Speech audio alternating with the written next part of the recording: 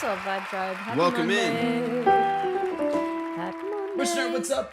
Happy Emma Monday. Tom, what's up? Appreciate y'all hopping in. Y'all start tapping the screen, start sharing out the live. We'll get things flowing here in a bit. Let me get some music in the background. And How's everyone doing? Oh, sorry. It was like tilted a little differently, so I was trying to fix that. Oh, there we go. There we go. There we go. A3, what's up? Josh Bantam, what's up, y'all? Welcome in. Appreciate you. Tired. I feel you there. That's a typical Monday feel. That's valid. Had many a day in that. I hope that you get some more energy though. Absolutely. We've been trying to really prioritize sleep so that we can be more energetic throughout the day and more on our A game and accomplish more of the things that we want to accomplish. Because, man, tiredness and fatigue, they'll rob everything. Literally. All right, let me see. That's not coming over here. Let's see if it will. One memento. Let's get it. I'm tired of listening to it. Oh, well. Listening to what? Is it Tallulah? Thanks for hopping in. Y'all tap the screen? Yeah, exactly. That's what I've noticed. Like, if you don't prioritize health, if you don't have your health, you really have nothing, right? So we really try to take our health super seriously, and it's like the one thing that we're not willing to bend on or like deprioritize no matter how busy life gets, you know? Right. Okay, good. It looks like everything's coming in after last time and taking forever for that to happen. I think is good. That's good. Let's go. Yo, welcome in. If you're coming in for the first time, welcome to Track Talk. Welcome to the family. If you would like to submit music for a long form consultation, good to see you. Go to my link tree, click on Track Talk submission, read through and follow all the steps. You'll be ready to go. We'll get started once we get to 5,000 likes and 20 shares. Exactly. Or like normalizing having like 3 freaking cups of coffee a day or something. Right. It's like, dude. At least. What's up, Becca? Yeah, it's like, what's that actually doing to our brains and our nervous systems, you know? 100%. And our gut. Like, just everything, honestly. It's just everything in moderation, right? 100%.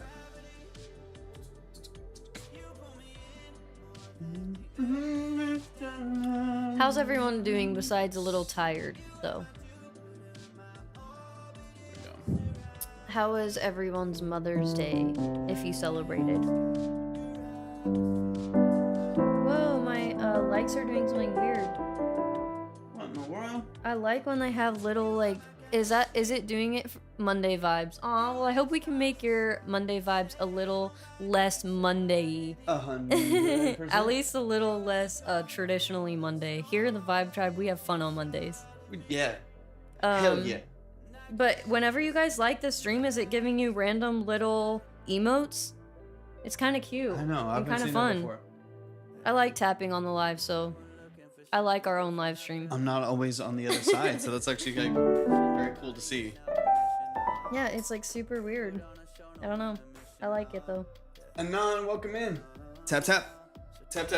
Y'all keep liking the live, share out the live. Once again, if you want to submit your music for the Track Talk consultation service that we have, go to my link tree, click on Track Talk submission, just read through and follow all the steps. You can then join us on our main platform, which is the purple app, where you can see the line, the order, the minimums, all of that stuff over there. And welcome Maybe you have to be a part of that like fan club thing in order to get them. I don't know. Because it's giving me that like, it's giving me like the team emoji things. Interesting. I'm curious if it's doing it for anyone else. No. Oh no. It's giving Y2K boy band. I see them, they look different. Really, for you too? I use it, but I get as detailed as possible to avoid the most generic results. You use what? Sorry. Yeah, I think, Noah, your first half of your message was most likely blocked by TikTok. They're, I don't know, for whatever Just reason. a reminder, if you head over to the purple app, there is not a character limit, and you also don't get filtered at all. Yeah, I don't know. They look different, but I like it. It's something different, right? I'm easily entertained, so.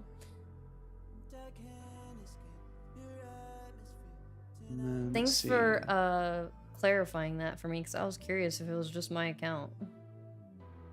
Thanks for the Rose Witch Nerd. You're awesome. Oh, on Twitch, the Purple app. They just don't have any character restrictions over there, so you can say whatever you want. It's just a lot easier because TikTok will just block anything, just random Yeah, words we're that you're also saying. live on YouTube and Twitch, so if you ever want a different format, we are able to pull up the DAW over there. In the future, we will have different angles. Right now, we're in a temporary. We're not in our regular studio, so. But it is better quality sound and better quality visuals, and then there's just not that character limit, so you can say whatever you want and you won't get filtered or anything. Hi, Digital Samurai. How are welcome you? in, man. Good to see you. I believe I got something for you here. Let me see. Y'all keep tapping the screen, share out the live. We're gonna get it moving here in a minute. As soon as we hit 5,000 likes and 20 shares, we'll kickstart the music. I think I have a partial from you right now, Witch Nerd. So just keep me updated on where you're going to be, and then we'll update as we go, and I'll try to update things as I get them in here. Let me pull up. A partial? Like, meaning? They sent 5, so I'm just... Okay. I think they already had credit, right? I don't think so. I'll double check that.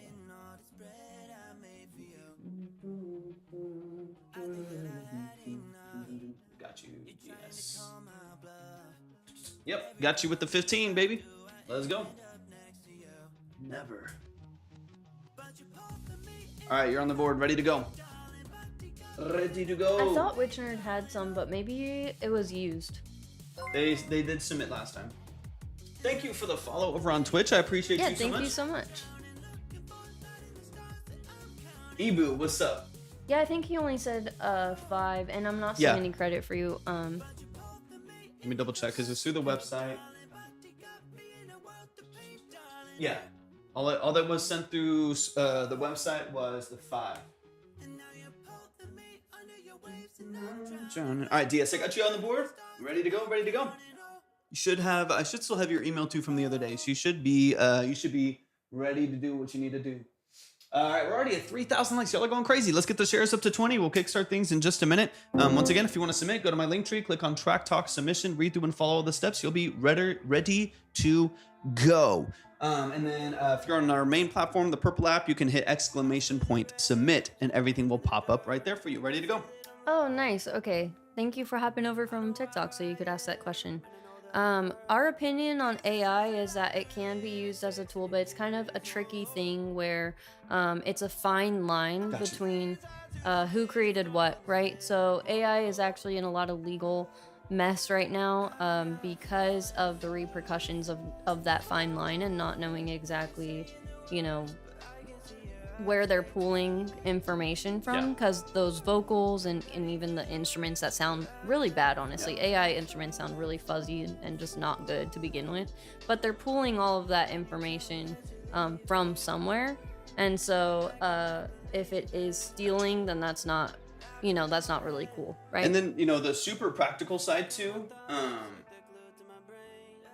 Let's go. I'm excited. On the practical side too, you can't copyright.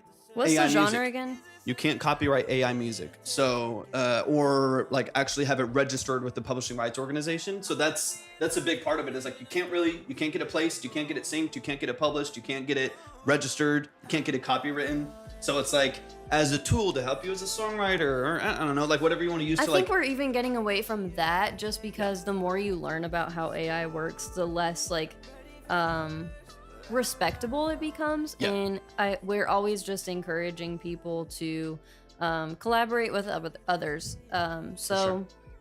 It's really like no matter where you're at skill wise, there's somebody you can partner with. Even if you're a beginner, there's a beginner producer that also wants what you have to offer, right? If you're a songwriter and you really need a producer to partner with, I bet there's somebody you can find to partner with. I just think that a lot of people don't want to do that extra work.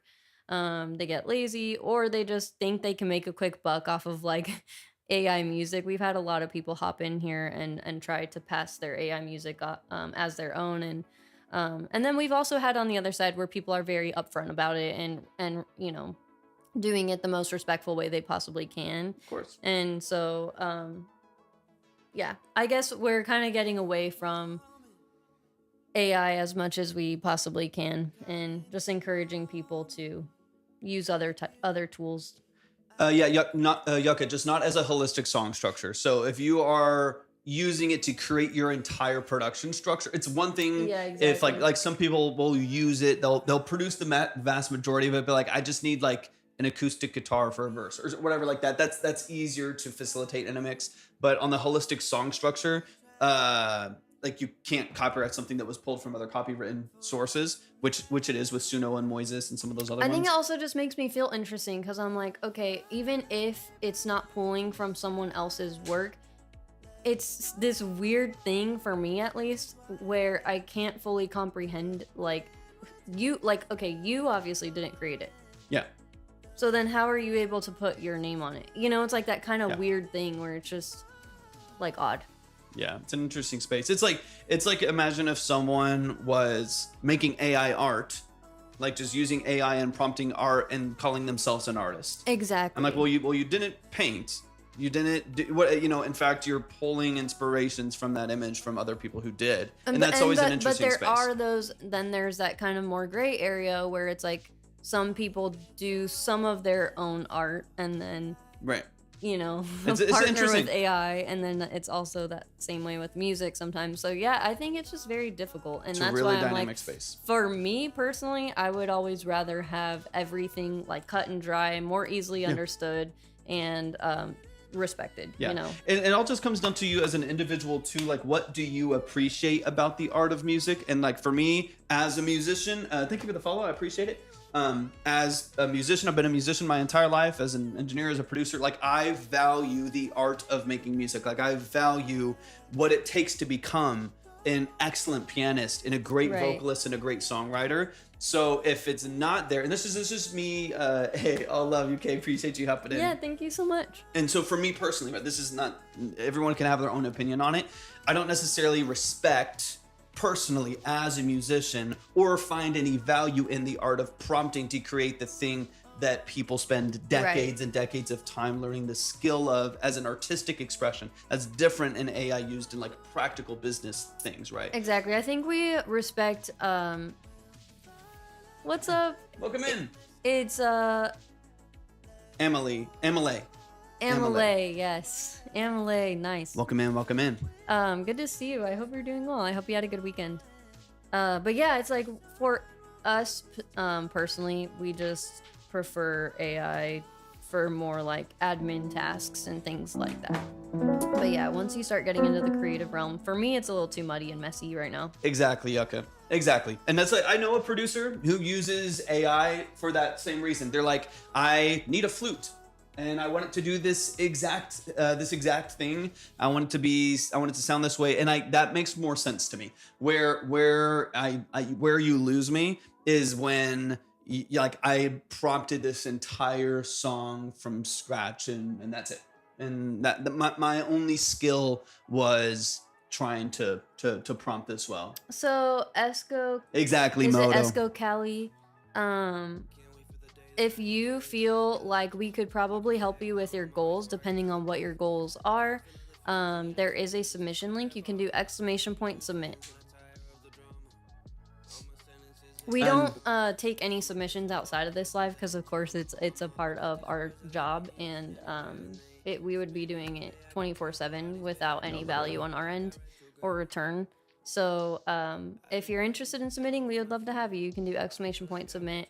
And we can provide as much value as we possibly can, like we said. Absolutely. And we get started at 5,000 likes and 20 shares. So y'all tap the screen, keep sharing out the live with a couple people. If you're over here, you can hit, go to my link tree, click on Track Talk Submission, just read through and follow all the steps, and we'll get you moving in the right direction. These are long form consultations. This is not a quick review. There's no trash or pass ratings or polls. That's not what this is about at all. These are generally going to be a couple listens through the song, definitely a longer form thing, sometimes up to 25 30 minutes long. These sometimes we try to be a little bit more distinct, but we're going to go in depth is what I'm trying to say. We're going to go super deep. We're going to break down the mix and master, production and sound design. We're going to get into the nuance of your song structure and songwriting. We're going to get into branding, image, aesthetic, style, things of that nature. Go through social platforms, your public Spotify profiles and things like that to make sure that everything's moving in the right direction. If stuff like that would interest you, then once again, make sure you go to my link tree, click on Track Talk Submission, read through and follow the steps, and we'll get you moving in the right direction. Moto, it's good to see you. I hope you're doing well. Don't know anybody out in Los Angeles. I'll be out there next week for studio sessions and performing. In what capacity? I know a great engineer in he's a platinum engineer out in LA. Depends on what capacity you're looking for. Little lad, appreciate you hopping in. All right, we're at 4,000. Well, probably 4, not if he already has studio sessions lined up. Yeah. But yeah, just let us know what you're looking for and we can let you know.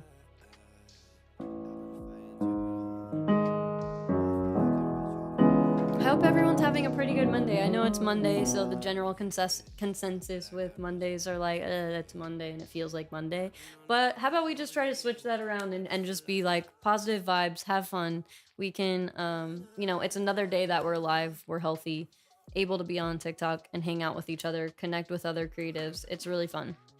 Literally anyone, business side, studio side, just trying to get more connections in more cities. That's awesome, Moto.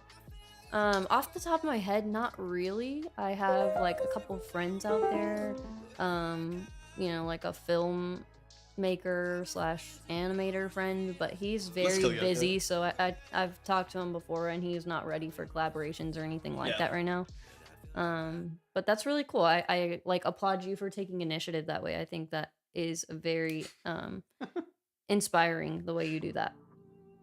Yeah, Moto, I know. Look up Zach Steele. Zach Steele is great. I'm not super close to him. I'm not super like connected with him, but I've used him to reference my songs when I'm releasing stuff sometimes. He's a great engineer. He's worked with Chris Brown, Tory Lanez, some of the top artists. He's a great tracking engineer, but he's out of LA, has his own small studio space there. Zach Steele, he's awesome. Really, really good engineer.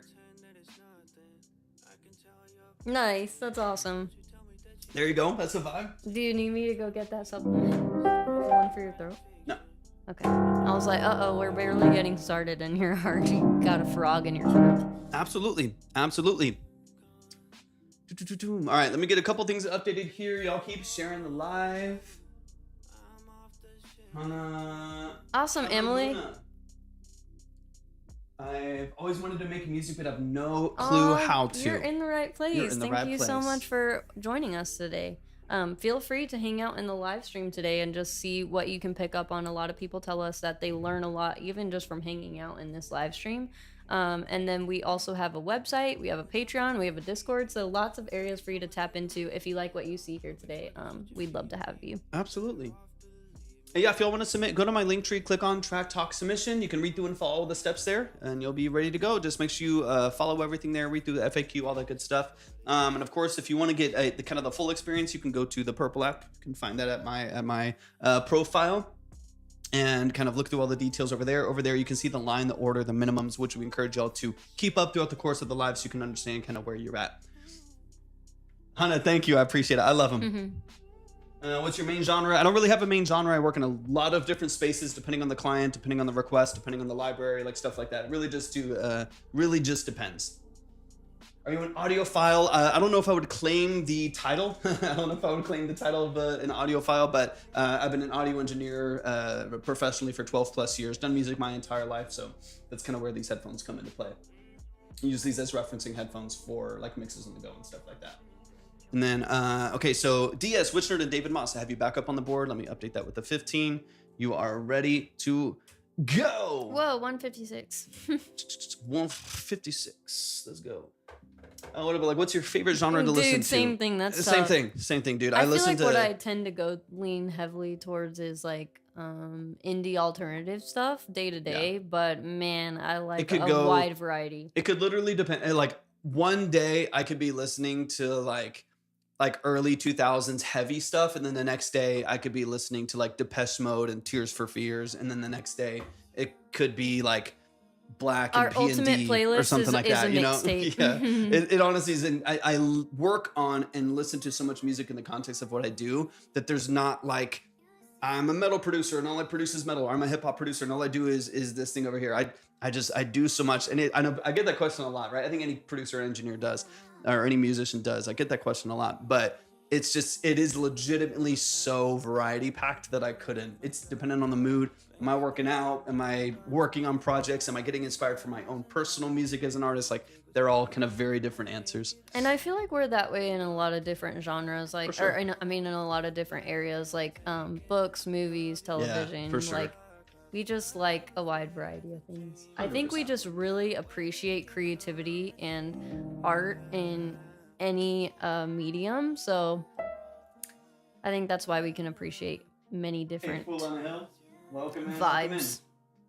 It's, to me, it's just way more fun. To me, it's way more fun because I think you can get, I'm speaking very loosely and very generally, you can kind of get an ego about your style sometimes and call other things trash or less than or worse because you just don't understand the nuances of how of this what goes isn't real into country. That's not real rap. Yeah, like you don't understand like the nuances of what goes into creating that specific style or that era or the tools that are used to create it and stuff like that. So I like having a really open palette when it comes to music. It allows me to appreciate something from like an underground trap artist to like UK drill to a classic country song to metal with screamo, all the way to like an opera singer and understand the nuance of what goes into being able to execute the skills in those arenas. And they're all very different and they're all impressive, right? So I think it's something I pride us on just because it keeps us from, for one, listening to all of the same music, and in the same vein here, because we don't really have a bias stylistically or genre-wise, and that makes it fun. Definitely. That's the love for music, 100%. So what DAW would you suggest starting on? Depends, right? It depends. Are you on Mac? Are you on PC? Do you have $100? Do you have $800? Do you there's a lot of nuance to that as well. I know I need to make plenty of videos on this. If you're on a Mac and you want to get started cheaper, I'd probably recommend Logic. It's the lowest barrier to entry with the most free updates. What's up, Stakes? Good to see you, bro. Logic is fantastic. I've used it. Hi, Stakes. I've used Happy Pro Monday. Tools since I was 13 years old. So I've used Pro Tools for 18 years. It was easy for me to get started when I was 13, and I've used it ever since as a professional. So it kind of, whatever you're used to, what UI you're used to, what kind of program you're used to, you'll be good to go. You know what I mean? Like if you invest 5 years in being in Logic, then you'll be phenomenal in Logic and you'll make great stuff. If you invest 5 years in Pro Tools or FL or Ableton or whatever, you'll be fantastic at it. Really just depends on what you're looking for. That's in a new DAW after. Okay, let's go. What'd you get? And then Pickle Brick. Thanks for hopping in. Yeah, I used FL. I've tried a whole bunch of the major DAWs exclusively for pockets of time in order to understand them and try them out because I didn't want to just be biased for Pro Tools. But as someone who largely does like mixing, tracking engineering and like stuff like that, I typically am very comfortable with Pro Tools because their tracking and playlisting and mixing interface to me is one of the best in the market. Nice, Emily. Congrats. I love that. Yep, exactly. It's GarageBand on steroids. The interface is largely the same with a lot more control. Nice. I'm a fan of that. I'm a big fan of that. I love that. Congratulations. If I honestly, Pro Tools has its downsides. It has its technical issues a lot, although it is a beast of a DAW. If I were to probably switch to another DAW at the drop of a hat to just kind of get back into the flow of things, I'm on a MacBook, so that makes it easy. I would probably go with Logic. It's so cheap comparatively. It's so cheap. Hopefully this has been one of the gripes with like Final Cut too. Hopefully over time Apple invests more in it too, because Apple just doesn't do a lot with Logic and Final Cut because they don't have to. They don't really make them any money. They're comfortable, yeah. Yeah, they're both cheap and they make all of their money on hardware. They don't really need their software to do much. It kind of reminds me of Amazon not improving their Prime Video interface. Yeah, right. Like they lose money on it most likely. So it's like. But they don't. Can. Yeah, they don't. Yeah. Well, yeah, I don't know. They got $1 trillion. I'm like, you don't have to. Yeah. But yeah, I think it's hard at this point for like Final Cut to compete. Like DaVinci, I think DaVinci 21 just came out for video editing, and it's got like some really phenomenal, editing parameters and stuff like that that you can add that Final Cut just doesn't have. So all just depends. All right, y'all, we're almost there. Let's get 8 more shares. Let's get with it. Likes are already great. I appreciate y'all tapping the screen so much. Let's get those shares up to 20 really quick. Witch Nerd, I appreciate you sharing so much. If you would like to submit, go to my link tree, click on Track Talk Submission, read through all the steps. You'll be ready to go. Ready to go, ready to go. And we're going to kick it off in a minute. Just waiting for the likes and shares. And I believe we got DS at the top of the list currently speaking. And just quick reminder that the list is modular. You can always move if you want to. And I suggest that you keep the list either on Twitch or YouTube up on the side or in another tab or something like that. So you can consistently see where you're at, the order, the minimums, and all that good stuff. You'll be ready to go. You absolutely did. Yes, you did. Thank you so much. Did. You're awesome. I don't have Logic right now, Noah. So if I do get right now, I'm very comfortable in Pro Tools and have been for 18 years, like I said. But if I do get Logic, maybe I'll make more. But it would take some time for me to just get used to the UI again, and then make some tutorials and stuff like that. But there's some great, like, look up Seeds. Seeds works with Lewitt and Logic I think it's Logic all the time. So there's some really, really good creators that are Logic people. You know what I mean? Like, they are sponsored by Logic. Yeah, like through and through. They have years, and if not decades, of like Logic tutorials and stuff like awesome. That, man. Oh, wow. That's dope. I like that. To Cubase was quite easy. Nice. All right, y'all, a couple more shares, and then we'll kick it off.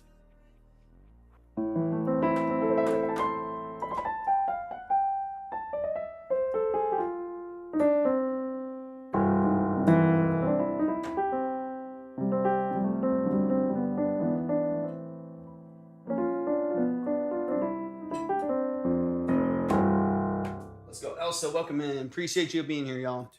Almost there. A couple more shares.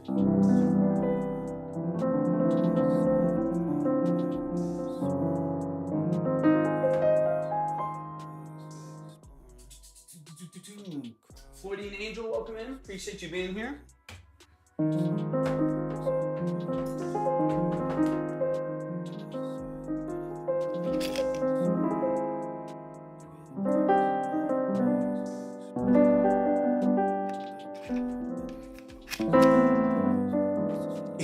Down is hilarious. I actually haven't seen, I've only seen like bloopers of that show. I haven't actually seen the whole show. I don't even know what it is, honestly. It was like I'll say old Lucy, but it was like an older comedy. Probably like what, early 2000s? I'm not as positive, but it was a long running like comedy. Yeah. Kennedy, welcome in. Do you look like someone on there? Nah, kind of.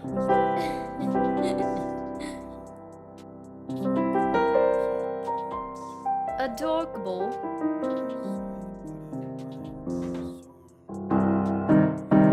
There, what's up? Welcome in. All right, let's see. I know which one you're putting all the work right now. You're keeping it running for the minute until we get things flowing here.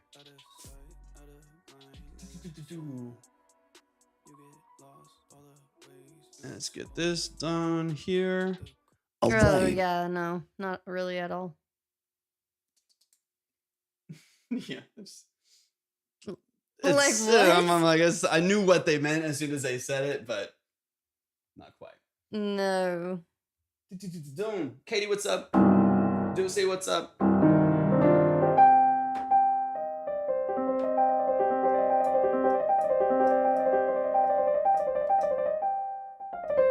Katie, go to my link tree. Click on Track Talk Submission. Just read through and follow all the steps. We'll be ready to go. In fact, we're about to kick it off right now. We're going to kick it off with DS Digital Samurai. Hop in the chat. Just let me know that you are here. And let me got you right here. Let me get it pulled up. Let me get it downloaded. And then if you guys want to join or at least read through the instructions on how to join, there's a submission link in at the link tree in Torvik's profile. Absolutely. Elisa, appreciate you hopping in. Let's go. As soon as I see DS in the chat, there is DS, Digital Samurai. Let's get into it, man. Give me some context on this song. You know the deal. I've heard your stuff plenty of times before. Yeah. But let the chat know. Remind everybody what you do, the role that you play in your music. Put yourself on a little bit. This is Digital Samurai. This is called Underground. Give us some context on this track itself, production, mix, things like that. And then, of course, let us know if there's anything specifically you're looking to get out of this consultation, something you want us to focus our attention on. Thank you for the follows, y'all. Anything you wanna bring up, let us know. Let's get into it. This is Underground by Digital Samurai. It's time. Let's run it.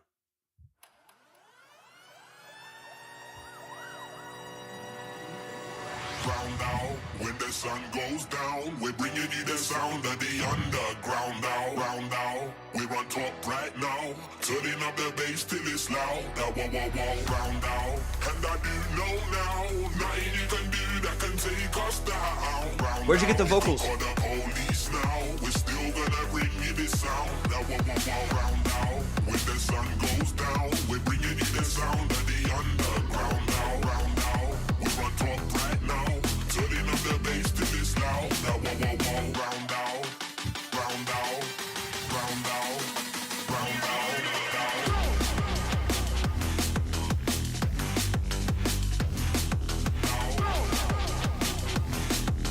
we're still gonna bring you this sound. Brave, man. This is cool. Ultra simple pack. Nice. Yeah, I like that like low format shit. That's nice. Yeah, this is nice.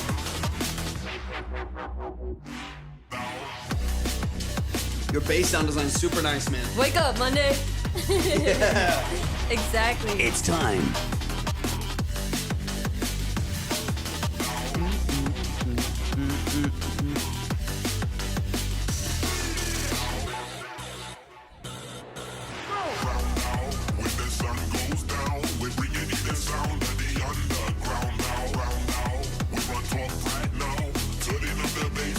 What's up, Sebi? The little D&B breaks too are nice.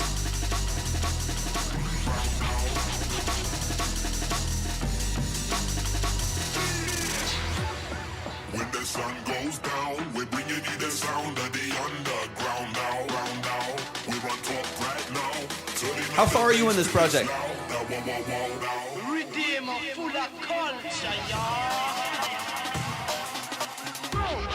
Nice automation, man.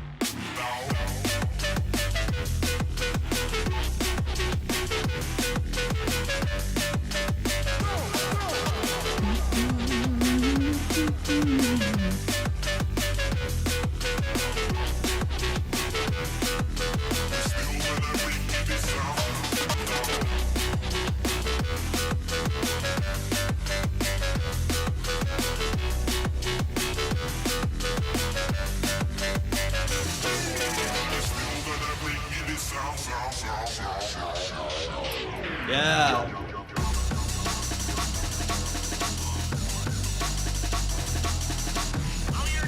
Percussion's awesome, DS.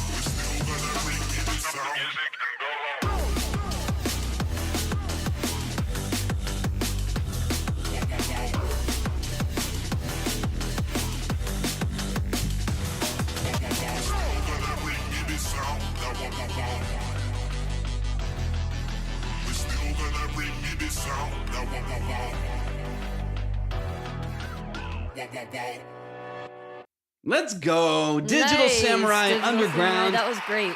Let's go, man. Great response in the chat too, man. Obviously, people are loving it. Let's run it back from the top, man. Let's get into some of the nuance of it, some of the details of it. But I really like your structure on this. You do maintain focus and energy really, really consistently. Really, yeah. I love the movement when you, especially when you bring in some of like the D&B elements too, the auto pan right there. Your automation on this is really enjoyable. It is like really, really pleasant to listen to. For such a potentially hard-hitting production structure, it's very nice to listen to. Doesn't feel overwhelming at all.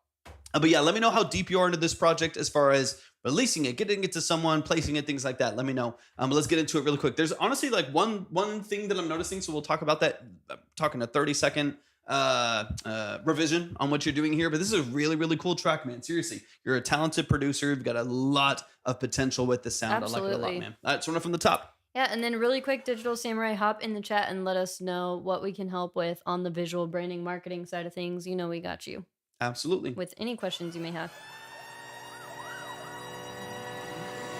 Round now, when the sun goes down, we're bringing you the sound of the underground now, round now. We're on top right now, turning up the bass till it's loud. Now, wow, wow, wow, round now, and I do know now. So honestly, I'll say it right at the beginning because it's something that happens kind of over the whole course of the song. One of my only feelings with this track, honestly, is on the balancing side. The vocal to me just feels super, super prominent in the structure of this mix. It's as simple as that. It's a really, really nice mix. Your production structure is nice and clean. clean, it's wide, it's vibrant. The bass is warm and punchy. I like it a lot. But I think the vocal is so prominent sometimes that even like when this kick comes in with like the open rides kind of building up energy and even the piano underneath it, and then getting into some of your breakdowns, the vocal is so prominent that it makes some of those things feel smaller and feel a little bit weaker underneath it. I think honestly, if you were to bring that vocal actually down back into the production a little bit more, 2 or 3 dB connected a little bit more, you could probably push this mix quite a bit more as far as like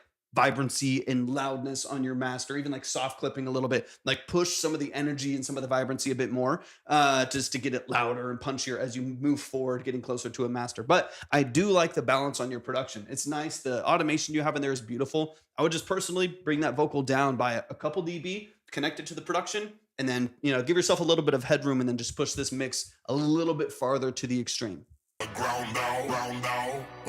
Like when this kick comes in here, it feels a little soft.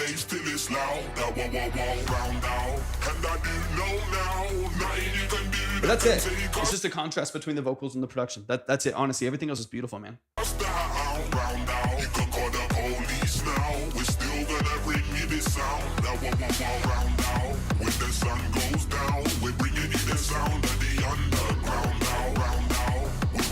The vocal sounds cool pitched down like that. Yeah, it's nice.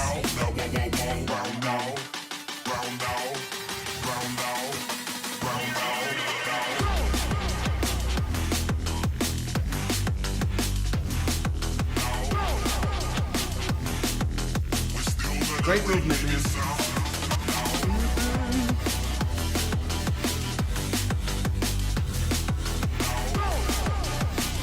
You're doing a really fantastic job of trading energy in this mix too. So I just want to compliment you on that too, of not feeling like everything needs to be in there all the time. This is one of the staples of this genre too, but you just do a great job of facilitating that in the mix, of having an element come in, trade energy with something else, switch to something else, and then back to the other element without having them all happening at the same time, making it just like muddy and busy and noisy. You do a great job of creating that clarity and distinction in the mix, which I just applaud you on.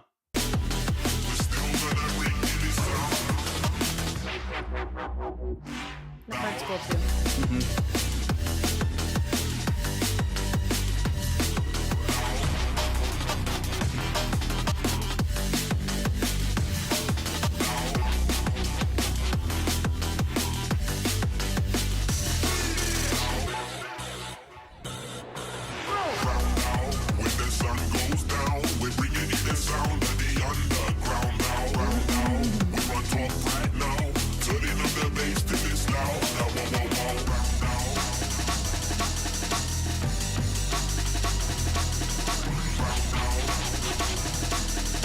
Let's go, DS.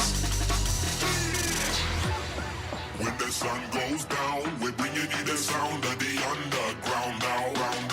We're on top right now, turning up the bass till it's loud. Yeah, the vast majority of this production structure is super cool. It's really So tight, man. nice. I want to get into your next little breakdown here. We can get into the panning and then the outro. But honestly, I don't feel like there's much. Like I don't like to be critical for the sake of being critical, like to try to find things wrong with the song.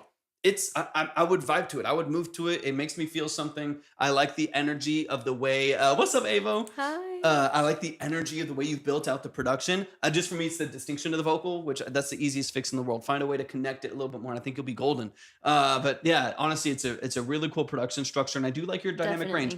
The sometimes the sampling itself can get a bit repetitive, but I also think you do a good job of chopping and moving it where the production underneath it changes a decent amount, which allows it to switch a little bit And and it's feel not like it so has. long that it's like, oh, bro, why is this going on for 5 to 6 minutes? Not at all. You know what I mean? Not at all. That's what I was, yeah. that was something I was listening for. I was like, well, you are hearing the same sample points at many different parts of the song, but you do a good job of changing production underneath it so it doesn't feel too repetitive, even though it technically is. And I think it's catchy enough that people would still enjoy it for that 3 minutes. You did a great job of that, man. Really great job.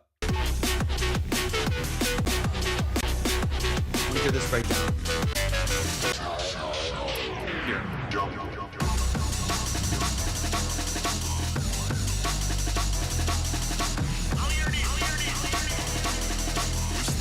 Welcome in, blind guy.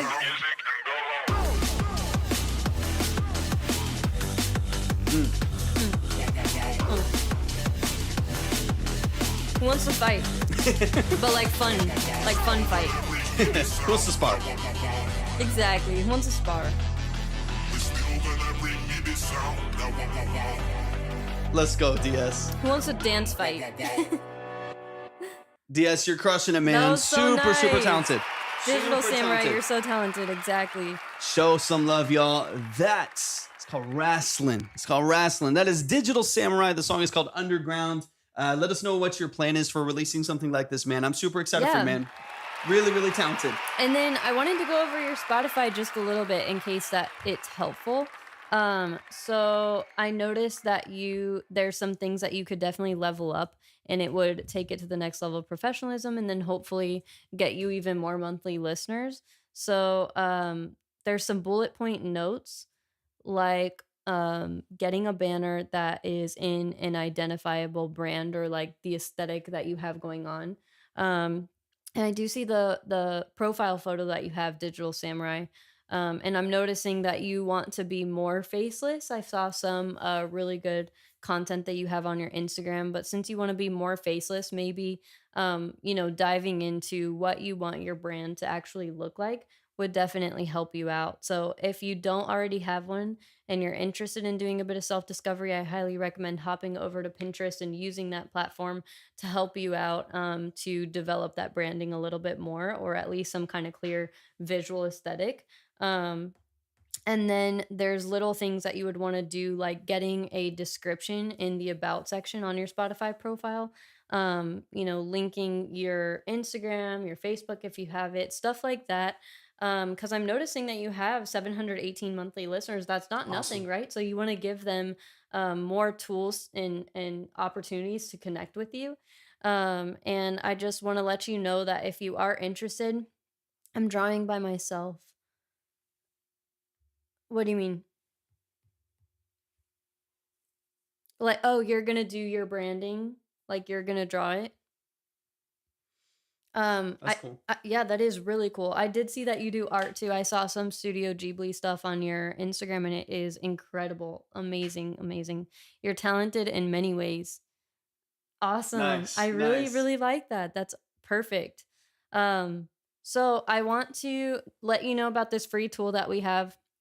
It's basically a social media checklist that goes over Spotify, Instagram, TikTok, and YouTube. And it basically just lets you know all of the things that you should have in place in order to get the most from each platform's algorithms and stuff like that. So if you want that, like I said, it's completely free. It's just available through our Patreon. So it's at the link tree in Torvik's profile. You'll see the Patreon link. And as soon as you sign up through there, you'll get access to that free checklist, and it's a really, really helpful tool so that you can make sure that you're covering all your bases, essentially. But yeah, if you ever have any specific questions, Digital Samurai, you know where to find us. We're very happy that you're a part of this community. You're so talented, and if you're not in the Discord, of course, you know that we would love to have you over there. So.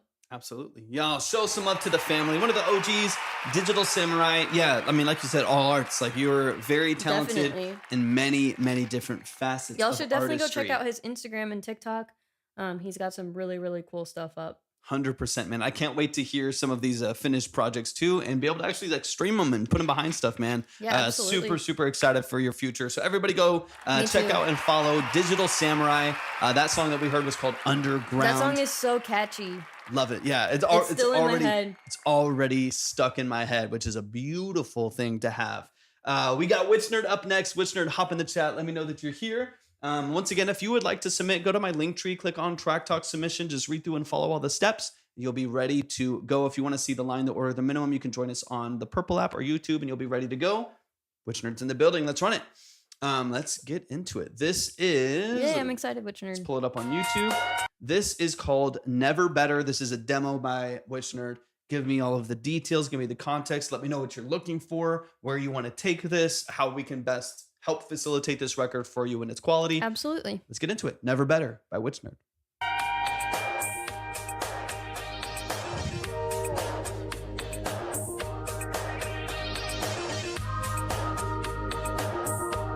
Hi, Joseph. How are you? Only one song so far. Got you.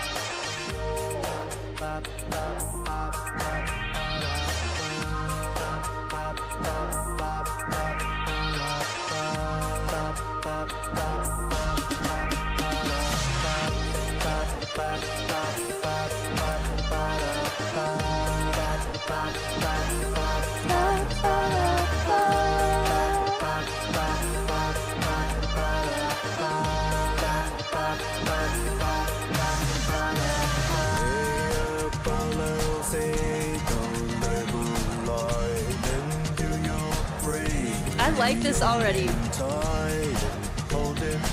Glad to hear it. Yay, Joseph. Yeah, sing here.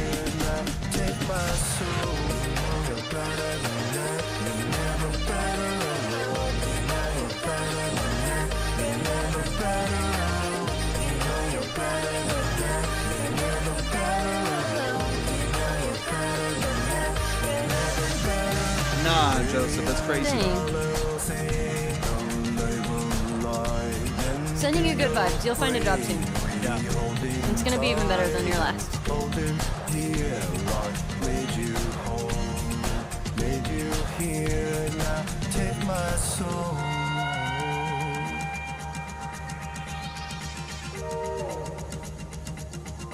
Really cool sound design, Witch Nerd. Definitely. This is unique in the best way.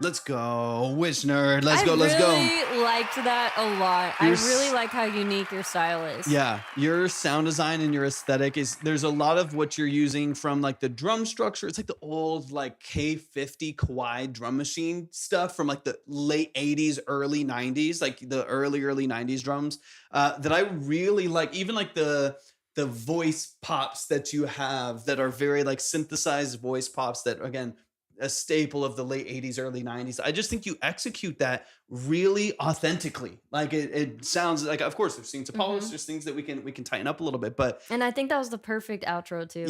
yeah, but you execute that style and that aesthetic very authentically. It does not feel, yes, 100%.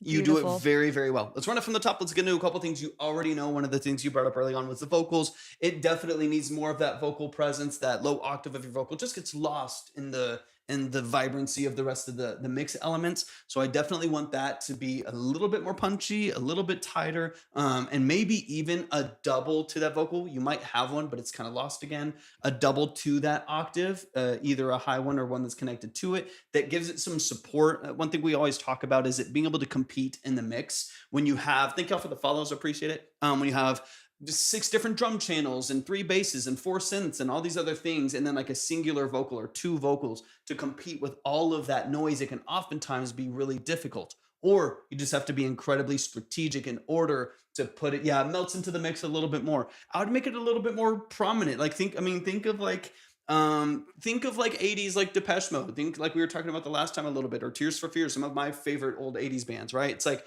listen to the way they process their vocals, especially in a lower register, and it's oftentimes kind of mid hollowed out a little bit on the production, and then very like tight doubles to the vocal that give it plenty of like chorus and width and power in the mix. Things like that can be, yeah, they're definitely one of my favorites. I absolutely love it. And so anyways, things like that. So listen not only to the stylistic decision. Yeah, I love it. You can definitely hear it. Not only the stylistic decisions that they make, but the practical decisions that they make. How much are they relying on subfrequency to fill out a mix? Or is it just a lot of synthesis, right? Like how much are they relying on harmonies and doubles to compete in the mix? Things like that. So listen, like very intentional, like kind of try to deconstruct their music a little bit. And I think you'll find tools. I've done that so many times where I'm like, there's a sound that I want out of a specific song. And I'll go to a song that sounds like it. And I'll try to kind of deconstruct the mix. I'm like, I'm not getting the sound that they have. So what are they doing? And I'm like, oh yeah, there's a voice over here. Oh yeah, there's a double here. Oh yeah, that second voice is actually detuned specifically to create a chorus and like frequency rubbing. Like you'll start to see things that are happening or hear things that are happening in a track. They're like, oh, that's really easy for me to replicate. And all of a sudden your vocal has the punch it's looking for. So one obvious one obviously is just to get the vocals a little bit hotter in the mix, get them controlled, give them some support by doubling that vocal, double tracking it, stuff like that. And then another one that I heard too is I really like this percussion. I almost I had found a K50 like 90s drum machine for like $75 on Marketplace one time. They usually go for a couple hundred, but it was an old like late 80s, early 90s drum machine. I almost wanted it because it makes that sound. It's what that sound is so popular from. Some of those early drum machines and like the Lin 9000, things like that. I love it. It's such a great sound. The one thing I am missing sometimes is the kick to start your groove a little bit. So you have a lot of other really great elements of like your snare sounds great and the other percussive elements and your synths sound really warm, really analog and really, really cool in this mix. But sometimes I miss the transients and the attack that comes from like that kick starting your groove and giving you kind of the rhythm section of the song. Something to think about. Let's get into it from the top. We'll chop through a couple things, even though I think I mentioned most of what I already heard that you can kind of delve back into. But I'm super, super excited for this record. It's cool. And then really quick, Witcher Nerd, I know that we went over some stuff the other day, but just in case you have any specific questions for us on the visual branding, marketing side of things, just drop it in the chat and we got you. Absolutely. Like, I love all of these chops and samples here. Definitely. So nicely done.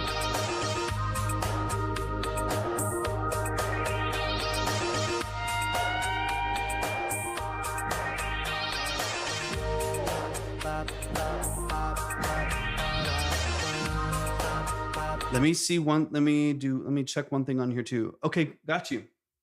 I want to hear like the outro of this real quick, actually.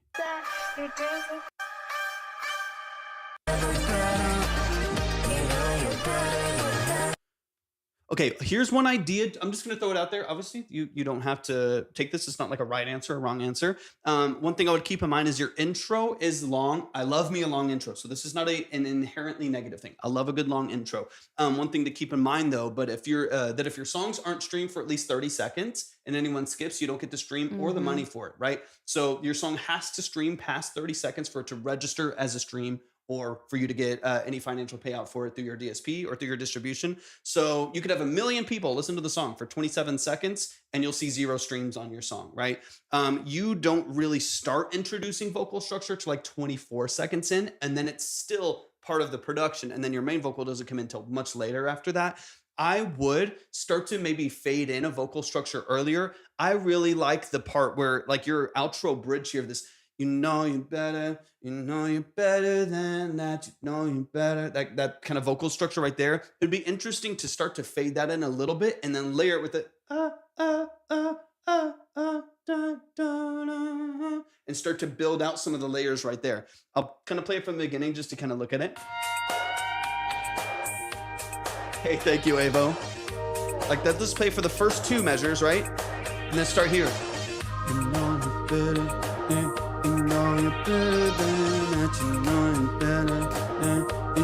Yeah, that'd be cool.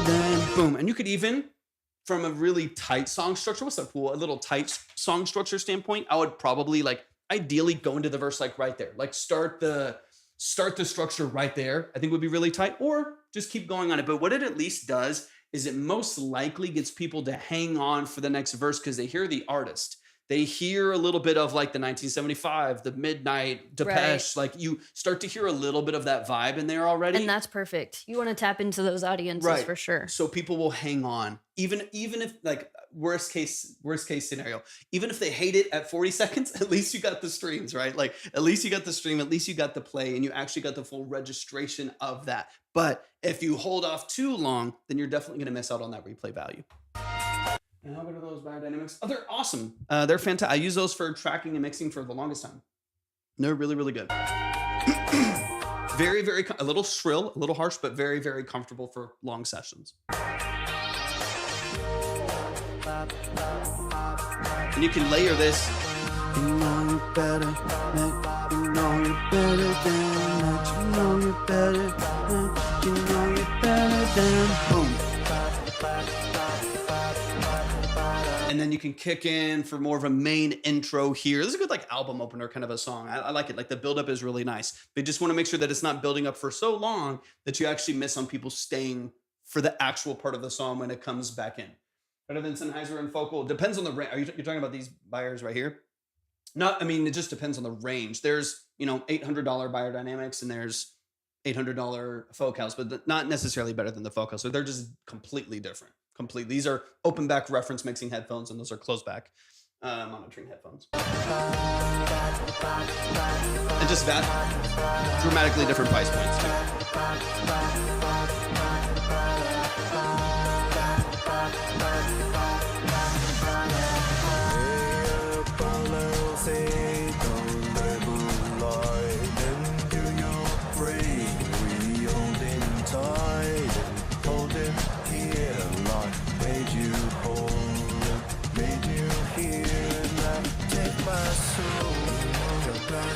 So when you get back into this, so this, that's a D sharp major. So over the G sharp.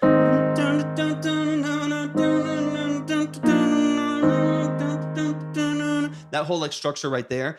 That's where I would personally start to bring in a little bit more of a kick structure that starts to cut through the mix a little bit more so that you can start to distinguish very easily the dynamic range between your verse and your hook. Otherwise, the song will kind of blend together here from verse to hook to bridge to outro. It kind of all sits here and it never quite grows to a full hook where you get the vocal range and the stacks that we already talked about just to support a hook. And then you also miss out on a little bit of the energy going into that hook here because it doesn't quite grow as much as you want it to. Let me give you like a quick example of that and then I'll move forward pretty quick. Where's some of my... like maybe just like this Triton here. I'm gonna use like a really shitty 90s drum set because that's like the perfect, it's like the perfect way to do it. Let's see.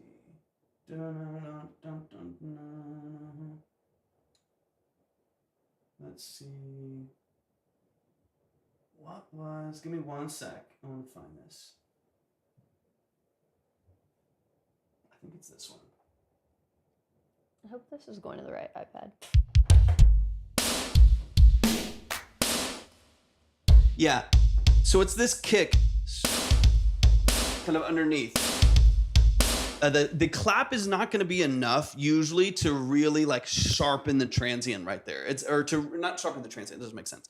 But to actually make it feel more punchy and transient in that moment. So like, just as an example.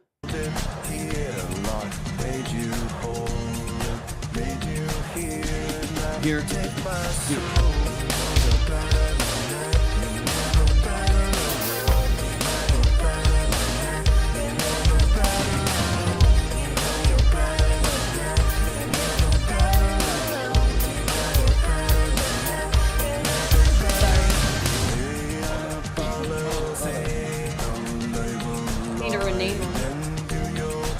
You hear the difference now. Now I'm gonna come. Oh my god. What's going on here? Jeez. What is happening here? Okay, it's back.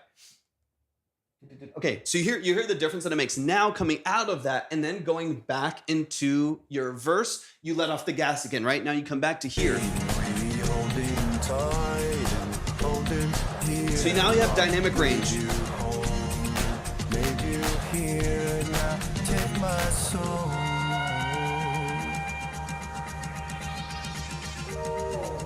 Let it sit, let it be, like keep your same song structure, but just give people the dynamic range so the song can really go somewhere.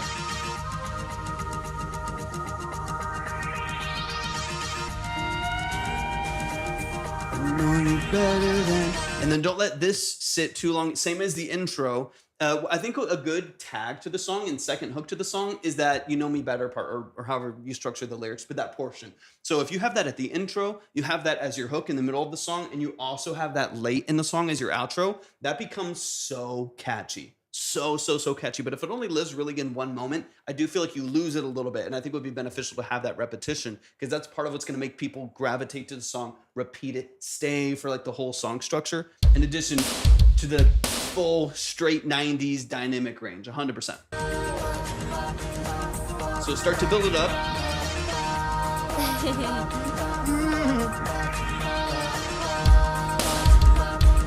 You can start to... Thank you for being here. Welcome to the Vibe Tribe, guys.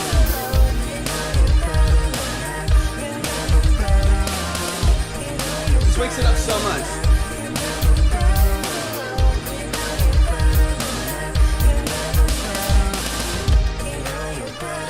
You can like let off the gas sometimes, you know what I mean? Definitely in the outro, because I love that outro ad. Exactly. But that creates, thank you for the heart me, I appreciate you. Yeah, Now, thank you so much. now you're creating so much dynamic range, because your hook gets really big and super vibrant. It has so much energy right now. It's the same song structure, the same beautiful song structure. It is beautiful, yeah. It's the same beautiful song structure, the same progression that you're using. All I'm doing is adding some nasty sounding early 90s drums, and it sounds great. This is literally off like the Triton LE, like their old like $500 like workstation keyboard. I used to have one like 18 years ago. And it's like the same nasty drums, right? And I love it though. It fits the song structure so well. But adding this allows you to take away other things that make it more intentional. It allows you to like turn your focus. Now when you take the percussion away on the outro and it's just that vocal looping right there, it like matters more that that's happening. And I feel like that is exactly what you're looking for. Is it Omernak?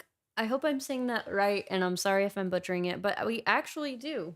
These are just a little sample of our off live streams, or consultations, I mean, where we do it by the hour.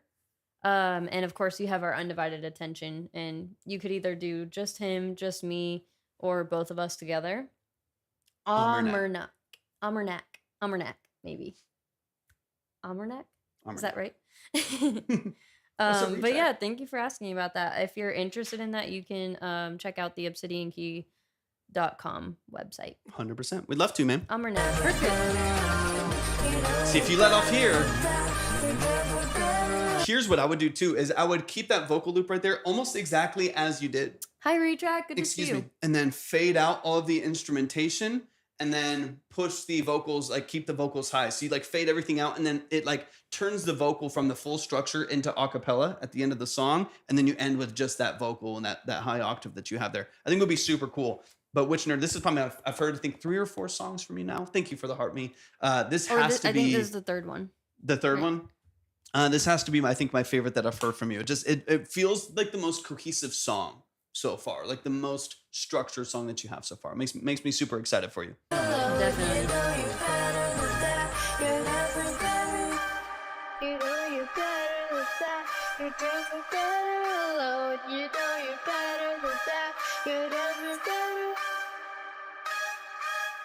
I love those like EMU vocal chops. It's so Thank you for the 80s likes, and 90s. Retrack. Do you see those random little emotes? I kind of like it. I love it. Y'all show some love to Witch Nerd. Hopefully that Yes. helps. Hopefully it helps give you just like sometimes it's just like getting a fresh vision on the song. You're like, you've heard it so many times. You're like, I just don't know where to go. Sometimes like the fresh ear can just like wake it up. You're like, oh, yeah. Here's all these other possibilities. Especially And then Torvik's ear. And then the ball, yeah. It's hopefully helpful. It just kind of gets the ball rolling again. It's like, oh yeah, I do like this song. Exactly. Let's dig into it a little I bit. think it's still weird for sure in the best way. Yeah. And I love how unique your stuff is. That is like 100%. That's you That's the where you staple. really shine. Yeah. Yep. Okay, so what you said is you didn't know how to get people to tap into your music or find your music on platforms, essentially. So the foundation for all of that is going to be not just having an identifiable brand, but making sure that you set up every single platform. And we may have tapped into this a little bit the other day, but I really want to drive it home because it's that important. And because I feel like it is one of the simplest things that almost every single person misses out on. And it's just like it's why I created that checklist. So let's go over just a little bit of details as far as that. So for Spotify, for instance, there's several things that you need to have in place that I went and checked out and you don't.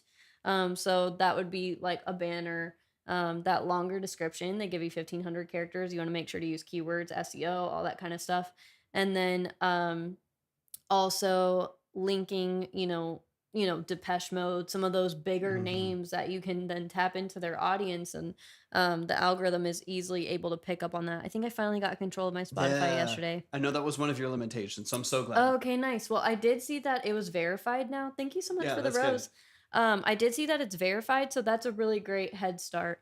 I did want to show you what the checklist looks like. So if you want to get your hands on it, this is essentially, it's like a giant cheat sheet, and I'm giving it away for free. So there hasn't been many people taking advantage of this, and I think it's just because we took too long to release it, honestly. And I think also people don't know, so we just need to get the word out. But it is really, really good tool that we're literally giving away. So it's listing out everything you need to make sure to have on Instagram, YouTube, TikTok, and Spotify. That way, as you're going through your platforms and you're like, oh, well, what do I need to make sure to have? Like, it's literally right there in front of you, and you can just check it off one by one. So if you want to get your hands on that, it is literally free through our Patreon. And yeah, it's yours. So as you work on that, then, you don't even have to play the guessing game. You don't have to do that research. Yeah. You don't have to like go look into it for an hour and do your, all that due diligence. We've already done the hard work for you. So if you're interested in that, definitely tap in at the Patreon, guys. It's available. I don't know if we're going to keep it for free indefinitely. So take advantage of it now. But I love that wave. Anyway, that is going to be your first most important step, which nerd, you've got to get all of those things in order. Your YouTube, your Spotify, your Instagram, your TikTok, like everything needs to point back to not only each other, but you have to do all of the things that the platform wants you to do. That way they favor you and want to push you and help you find your people, right? The other thing is from there, I honestly think that you have a good idea of how to market. You're already on YouTube. You're already putting YouTube videos out. So that's all really good. I would start training yourself to figure out what you want to put out as far as visuals go and stuff. So even if you put a YouTube video up, you have some kind of cool visual, even if it's just abstract art or something. But something to pair well with this really dope music that you're creating, But yeah, it really is just going to come down to making sure you're in each platform's good graces and so that they want to push you essentially, and then being consistent with your marketing and making sure that you have a link tree, making sure you have some kind of website, and just covering all of your bases and got all of your foundation set so that you can build. Right now, you don't really have a foundation even, so there's nothing to build on top of, if that makes sense. But yeah, if you have any other specific questions, we got you. And it's like always asking yourself the question too, like, why would people stay? Like when it comes, like if you came, like Libby talks about this all the time, but like if you came across your own content on the platform, thank you for the roses, I appreciate it. If you came across your own platform, your own profile, your own YouTube video, whatever it is, right? Would you stay? Would you want to watch your own thing? Is it interesting, intriguing, mysterious, entertaining, anything enough that you would even want to watch your own platform if you were separated from the profile and the Welcome persona? in, Kraken. Happy Monday, fam. And so Good I think if you can ask yourself Thank you, Mixa. I appreciate you a lot. If you can ask yourself that question occasionally, that's something I always have to kind of audit myself on, and take your ego out of the picture and take I know I'm great at music and I know these songs are good, but no one stays. Take all of that, like, personal ego out of the equation, and then get into a realm of like, is my stuff even interesting enough that people would want to listen to it or stay and watch the visual or whatever it is. As far as whatever you're marketing. Yeah, as far as whatever you're marketing. Because your music's good. Yeah, the music's great, there, right. For sure. So that's just something, it's a good audit. It's a good audit. I do think it's very telling too that in, one of your TikToks that did the best for you most recently is the one where you showed up and you showed 100%. face. People just love any opportunity to connect with you. And honestly, everyone I think wants to get to know you more and wants to connect with you. So it's just a matter of figuring out how to do that. So when it comes down to your marketing, it really is just I want you to keep that in mind. Everything that Torvik said that I'm always repeating, but also just like how can you connect with them and they connect with you and get to know you a little bit better and feel like they're more a part of your like inner circle, because that is what's going to do really well for you. And then there's different ways of doing that on every single platform because every platform has its vibe and has its preferences, right? So I hope that, this little spiel is a little bit helpful for you and is able to give you a bit more direction. But I think once you get those things in order, you're going to be in a really good spot. Witch Nerd, your music speaks for itself. So it really is just kind of navigating that other visual branding marketing side of things to plug in and be on the same level as the music that you're creating. And you'll be good to go for sure. Got you, Almanac. Appreciate you. Y'all, show some love to Witch Nerd. Show some love. Show some love.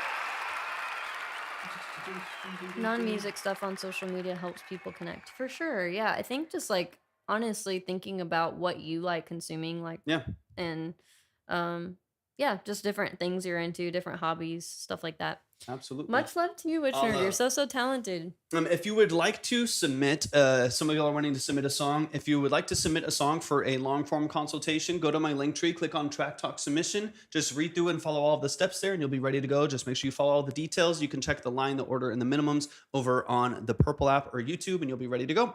Let's get into... Yep, it's literally called Track Talk for a reason. 100%. That's what it is. And then JW said, question, very random, but I've made music and have 10,000 hits on a song, but I don't feel anymore. I can't make the music I did. Do you have any advice on getting your emotions back into songs? So you feel like you're struggling to make the music that you used to make, but the music was doing well for you. Am I understanding that correctly? Mm-hmm. So one of my favorite sides, what's up, Snow? One of my favorite sides Snow. of the entire song creation process. We have like 8 more tracks or 7 more after this next one. So another couple hours. I love the songwriting process. It's one of my favorite sides of creating music. On the songwriting side, what I would suggest to most people that feel in that rut, usually where you start to feel the most tension and the loss of passion and emotion and stuff in your songwriting is the more that you disconnect from the personal aspect of your own songwriting. So if you create ultra specifically and ultra personally in your music day to day, it's way easier to put authentic emotion into what it is. Whether you're like used to making dark music, but you're super happy one day and you have a lot of good things going in your life, make a song that reflects that, right? Or let's say you're going through a lot of struggles, a lot of depression and anxiety, and a lot of things have gone to shit for you lately. You lost your job, someone passed away, a loved one was harmed, like whatever it may be, right? You're going through these specific things in your life. Tap into those things because those are going to be the most real, current, and authentic representations of that emotion in your music. If you constantly are trying to paint yourself into a very different picture than what your real life is, you'll constantly be at tension with the reality of your own lyrics and the way that people relate to them. This is like my very quick bullet pointed answer is if you find yourself struggling to get your emotion back in your music, tap into what is real, current, and right now and put it into music as opposed to trying to be like, what would be the next hit? What would be the coolest bar that I could do and the coolest whatever here and the most creative thing over here. Do something super authentic, and odds are that will connect to people that also relate to that same thing, and you'll see those streams start to go up again, right? Just because of the relatability of your lyric structure and how you actually build it out. 100% Witch Nerd. I feel that. Mr. Dom, welcome in, man. Good to see you. I hope you're doing well. I got you, Almanac. You're up there ready to go. 100%. And there's a balance. There's always a balance to like planning a project you want to release 6 months down the road and stuff like that. But there's also something to be said of just creating currently, because your art is an extension of you. It is an extension of your worldview, your observations, your life experience, the society and culture that you grew up in. There's so many nuances to the way that you create. I appreciate you, Dom. There's so many nuances to the way that you create. But if you constantly are at odds with your personal experience in life, you might, over time, you might get some hype, you might get some algorithm push, but over time, you're going to feel more disconnected from your lyrics, your own songs, your own creativity. And if you are, of course, your audience is. Of course, your audience is, because they don't even feel your own connection to what you're saying. Anyways, I hope that's somewhat inspiring, somewhat, gives you a breath to be able to be like, okay, let me just get back to being myself, being authentic, and creating from that place. I think you'll treat yourself well. Sorry, guys. I am doing some Obsidian key stuff. Can't always avoid it. Okay, and then let me update some stuff real quick, and let's get it going. Okay, so Armanac, I got you up there. Appreciate you, and Bowman, I got you too. So let me get you. I'll get you on the list, Bowman. You just tell me when you're ready, because I think you're 5 higher. So I just want to make sure that you are in the right spot. All right, got you.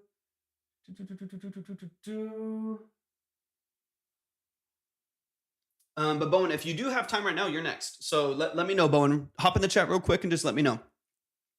I know you're not in a rush, but technically you're at the top. So I just want to make sure that you get what you need. And then let's see. And I do have your updated song too. Almanac, I got your email in too. And then David, you're set. Let's make sure these are updated.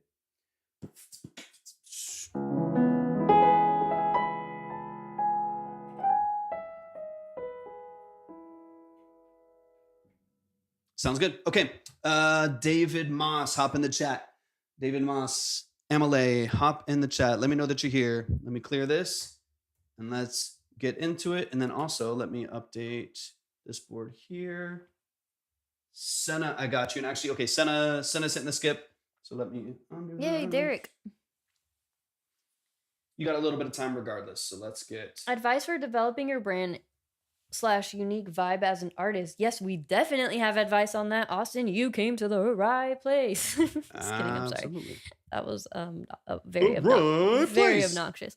But we tend to really highly recommend Pinterest, which I know sounds kind of funny, maybe if you're used to hearing it as like a baby shower, wedding kind of platform, but it's a very, very helpful visual platform that will help you develop that aesthetic and figure out and discover more about yourself and like what your vibes are and what you would want your visual identity to be as far as your brand goes. So we actually have all of our branding clients go through that process of creating a visual Pinterest board for their brand. And I always say, pin anything that is inspiring to you, which means nothing's off limits. So at the beginning, if you don't already have one, it will have to learn you a bit and you'll have to do some searching to figure out what you want to put in there. But it's a really, really good tool.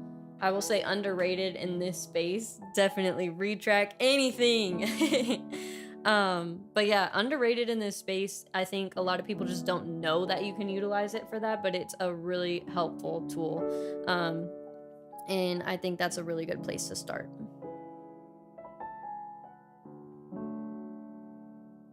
Just created a piano piece years and years ago. I had actually for my senior, when I was like taking lessons and stuff, my senior piece, I had a couple, there's like a couple Yanni pieces that I did Rachmaninoff in C sharp minor. And then as my senior piece, but then I also created a classical piece from scratch. I would love to release it sometime. I don't even know like what I would do or how I would facilitate that, but it'd be cool to do. I just haven't released it to the platforms. I would love to do more. This is fun.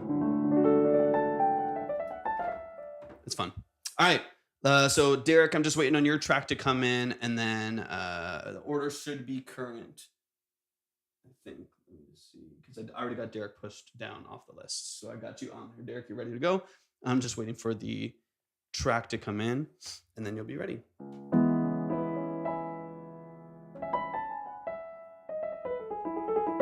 If you guys want to submit, all the info that you need is at the link tree in Torbek's bio, but we'd love to have you. Just make sure to read through all the steps at the Track Talk submission link there.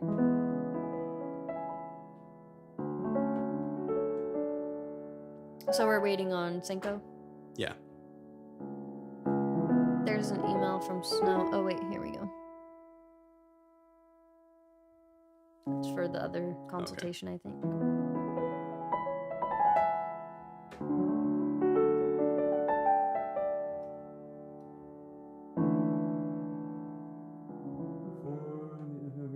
And booked a residency. Come on, Mr. Don, let's go.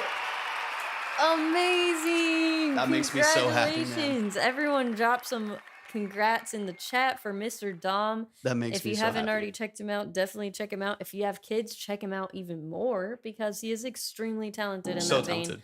And honestly, he found a way to create children's music that is not just for children, but also very appealing to the parents and the caregivers, right? So very talented. So fun. So fun. I love that so much, man. Of course. You know we got your back however we possibly can. Anyway, so happy you're part of the Vibe Tribe. Support, man. So fun. Okay, perfect. Okay, cool. Sounds good, Snow. And then yeah, definitely. We'll get back to you. Just waiting. Senna, let me know where you're at. I'm just waiting on your track to come in, and then we'll keep that same order going through. That makes me congrats, man. That's amazing. Is Derek in here? I haven't seen him. He hopped in for a second, and then he sent the track, and then I missed it. All love. He sent the track. All love, what do you Dom. mean? Okay, sounds good, Snow. Appreciate you so much, man. Thank you so much, Dom. We're really, really passionate about helping you guys out, helping this community out any way that we possibly can, and just helping other people build their dreams, you know, because they are attainable. That's what we're here to encourage you guys with. It is possible. It is attainable. You just have to know what steps to take and how to get there, right? That's what we're here to help you do.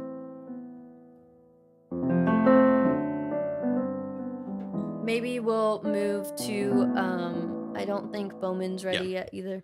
Does that say Bowen? Is it? I might have autocorrected. Maybe I typed it wrong. And then David Moss, let us know if you're here. I think Derek won't mind. He's a regular. He is family. He may have just had to hop out really quick. Yeah, I don't see him.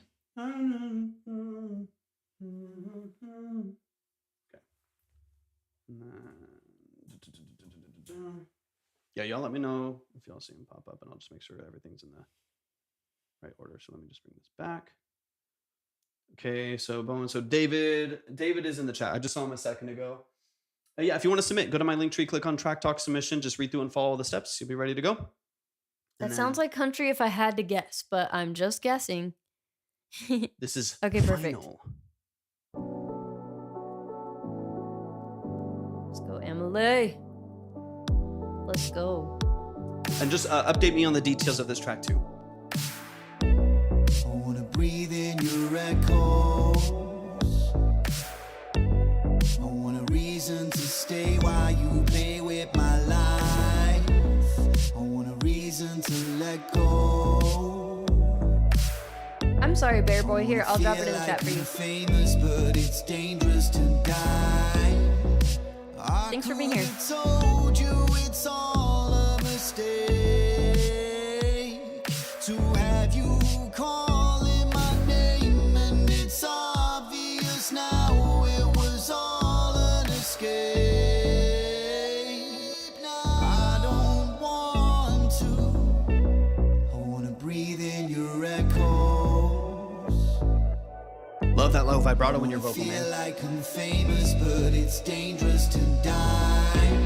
I wanna make you mine. I wanna read your thoughts. You're doing everything yourself, right? I wanna taste those lies. I wanna breathe in yours. I wanna make the time. Teach me more.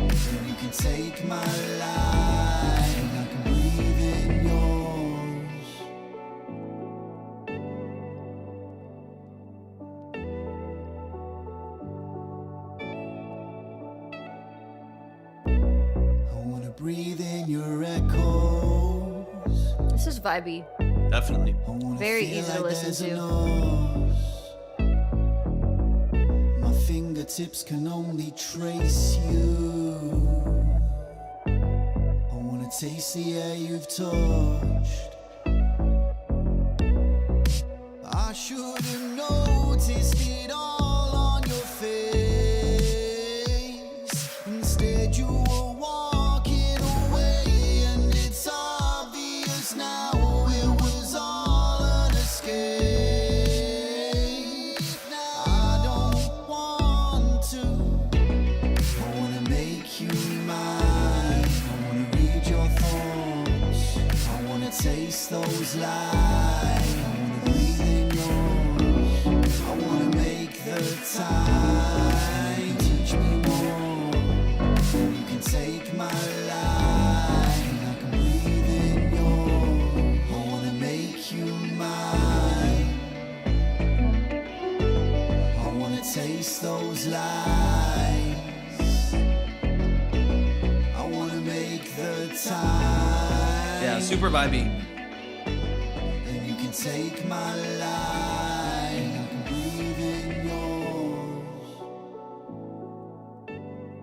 Very nice.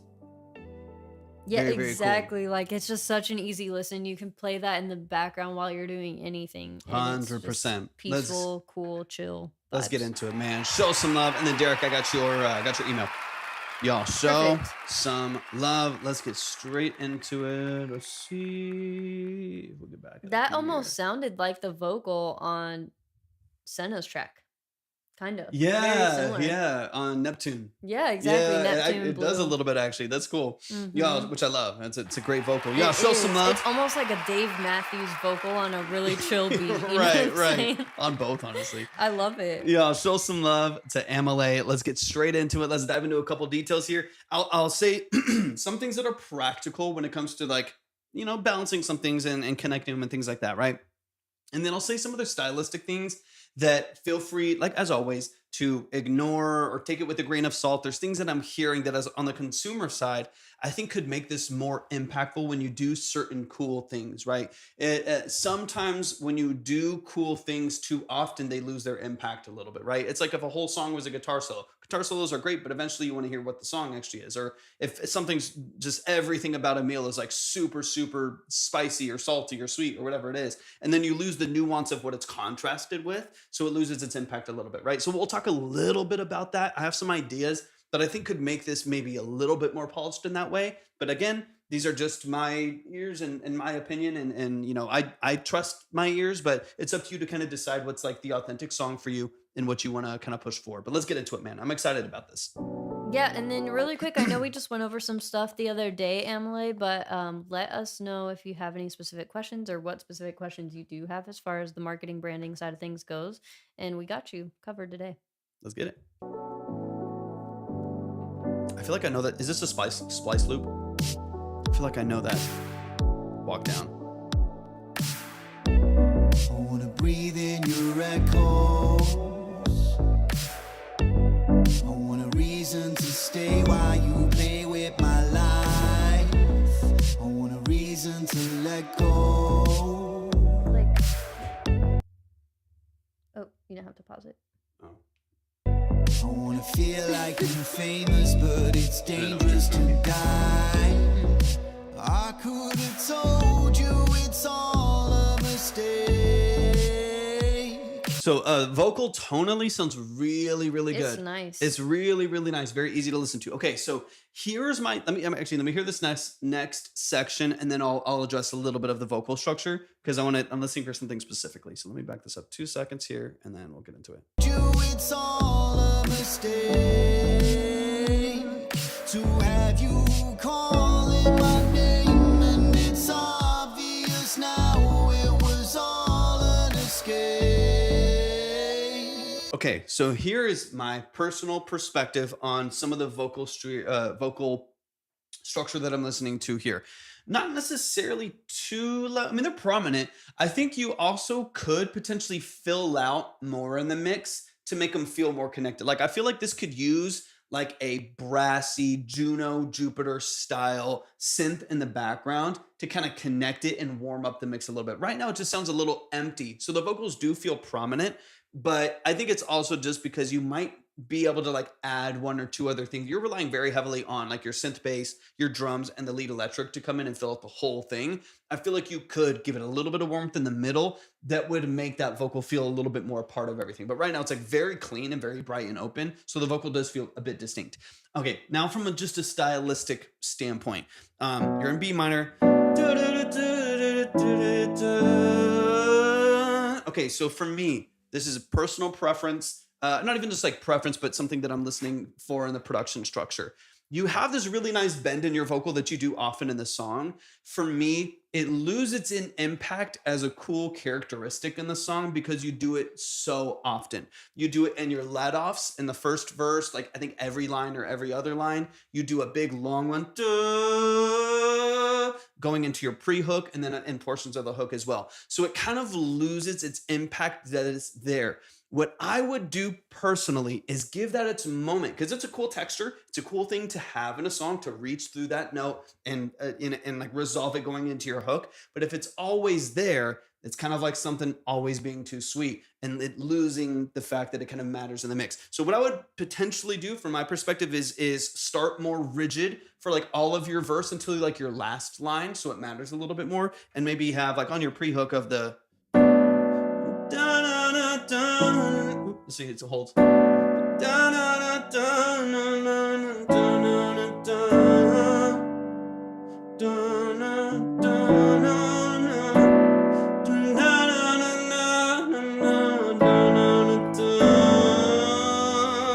that's what the harmony.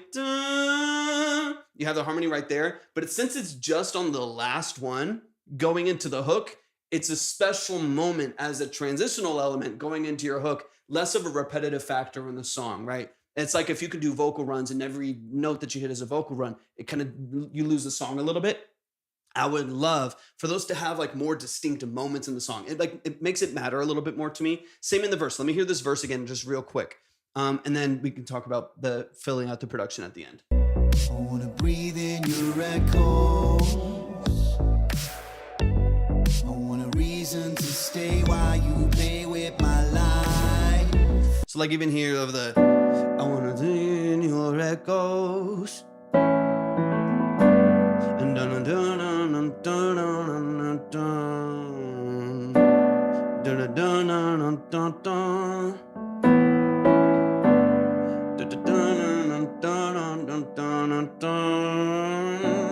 And so it's like doing it instead of every ending line that has that bend and that slow release to it, doing one part structured and rigid and one part bend and like more portamento and legato, having it switch back and forth, to me, it just makes that second one more impactful when you do it. It gives it like more feeling because it's not always there. Same thing going into the hook like we already addressed. Something to think about. There's no right or wrong answer to how you write a song. There's no right or wrong answer to how this verse should be or anything like that. But to me, I'm saying it from a production standpoint, so I'm giving you the technical terms for what's happening, but I'm listening as a consumer of the music. And as a consumer, I feel like I would get bored of the same bend all the time, as opposed to it having these moments where I know I get to just do it to you, and it's like do it and then with it you, stands out and it's when a you do special it. moment. Yeah, Exactly. All right, let me get into like your later hooks and stuff like that. I think you're in a really good spot as far as like the song structure and the writing. And like, what is the line that you have? I want to inhale your echoes or something. Is it cool? You got some cool lyrics in here. So I really like your song structures. It's really nice. I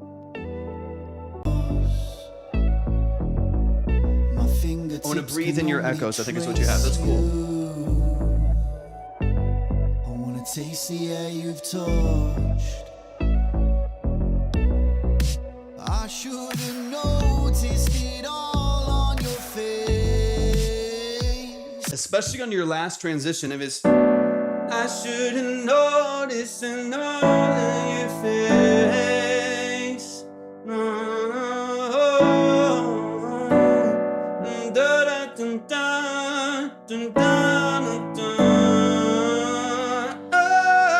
And you go into whatever you want to transitionally there, but leaving the hold, it just changed. It completely changes the feel for me.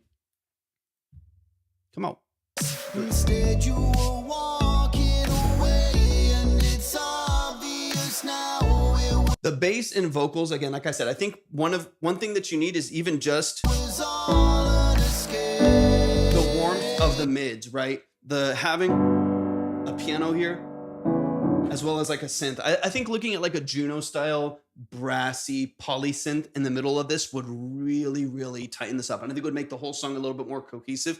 Currently speaking, the like Moog style synth bass and the lead vocal compared to the drums does feel a little distinct, right? So like the vocal and the bass is really loud, and then the drums feel a little bit soft. They're bright and punchy, but they're a little soft in contrast. So maybe bring like those two elements down, add in a brass or a piano or a combination, and then the whole mix will feel a little bit more connected. And then of course, it's completely up to you if you want to restructure vocals, retrack anything or anything like that. I'm just telling you what I'm hearing. But I think there's a couple practical things you can do, and then a couple maybe stylistic things you can do to kind of bring it up to polish. Let me hear the outro here real quick. But I really like your voice, really, really like your voice. And I really like your writing style too. It's really cool. I wanna make the time, and you can take my life, I can breathe in yours.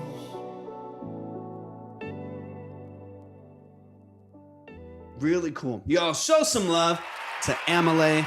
I like your style a lot. You have a great intuition in your songwriting, great intuition in your melodies. Definitely. It's very, very nicely done. I love the 80s influence too. It's just really so nice. Definitely. We're getting so a lot well of that. done. I know. Which I mean, I think it's having love. a great moment. I love.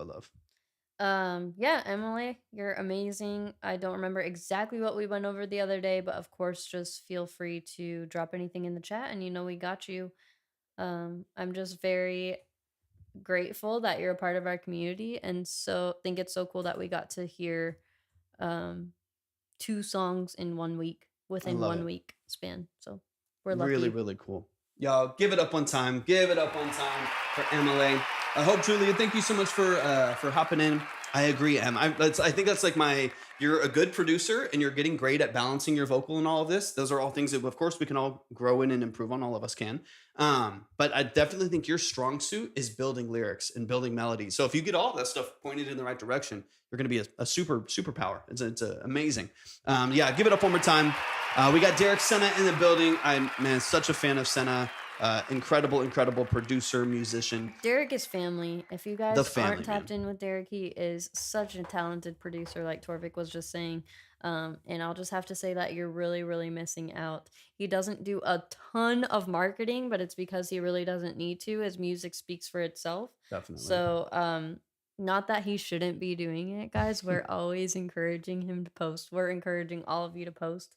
But I'm just saying his music is that good that he's talented through and through, and it speaks for itself. I think you'll be really impressed. 100%. I'm not giving him an excuse. Yeah, no excuses, but he doesn't have to as much. Yeah. All right, let's see. Working on this from the seas around France. Let's go, son. I love that. My boy sung the song for me yesterday. That makes sense.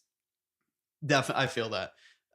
Sung this from yesterday. Writing blessings in disguise was our way of processing how tough moments in a relationship can lead to unexpected growth. I wanted to capture the push and pull between holding on and letting go while finding strength in vulnerability. It's about realizing that sometimes what feels like an ending can actually be a new beginning. I love that. Conceptually is great. I actually played hand percussion and found I wanted something lounge and more like a standard. I will be working with the drummer this week in Italy. Wow, I so also nice. maybe adding Evelyn from Kodachrome to sing the middle portion. Oh, please, yes. The middle portion of the song or a different version. Such a phenomenal vocalist. Let's get into it. Blessings, this guy's in a download. I love that so much, Derek. How exciting. All right, let's get into it. Anything else you want us to know or want us to point our attention at? Let us know, of course.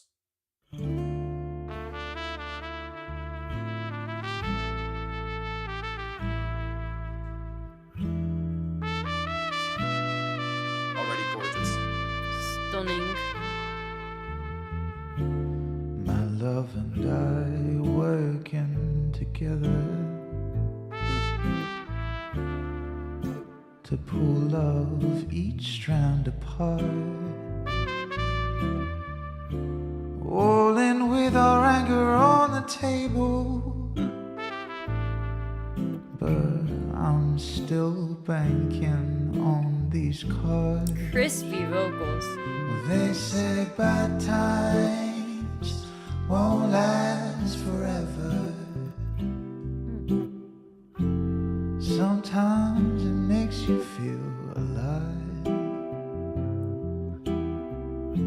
And if we're torn into other people, yeah, maybe it's a blessing in disguise.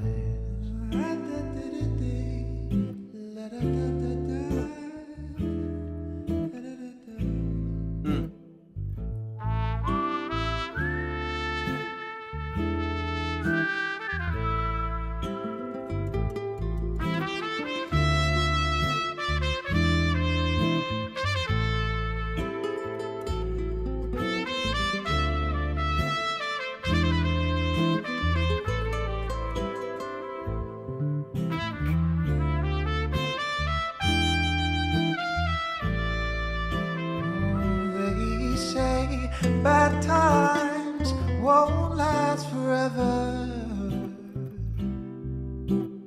and sometimes it makes you feel alive.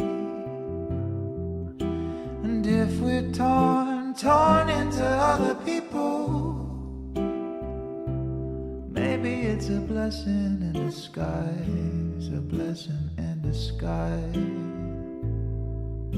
Stunning. Yeah, we fight and we argue.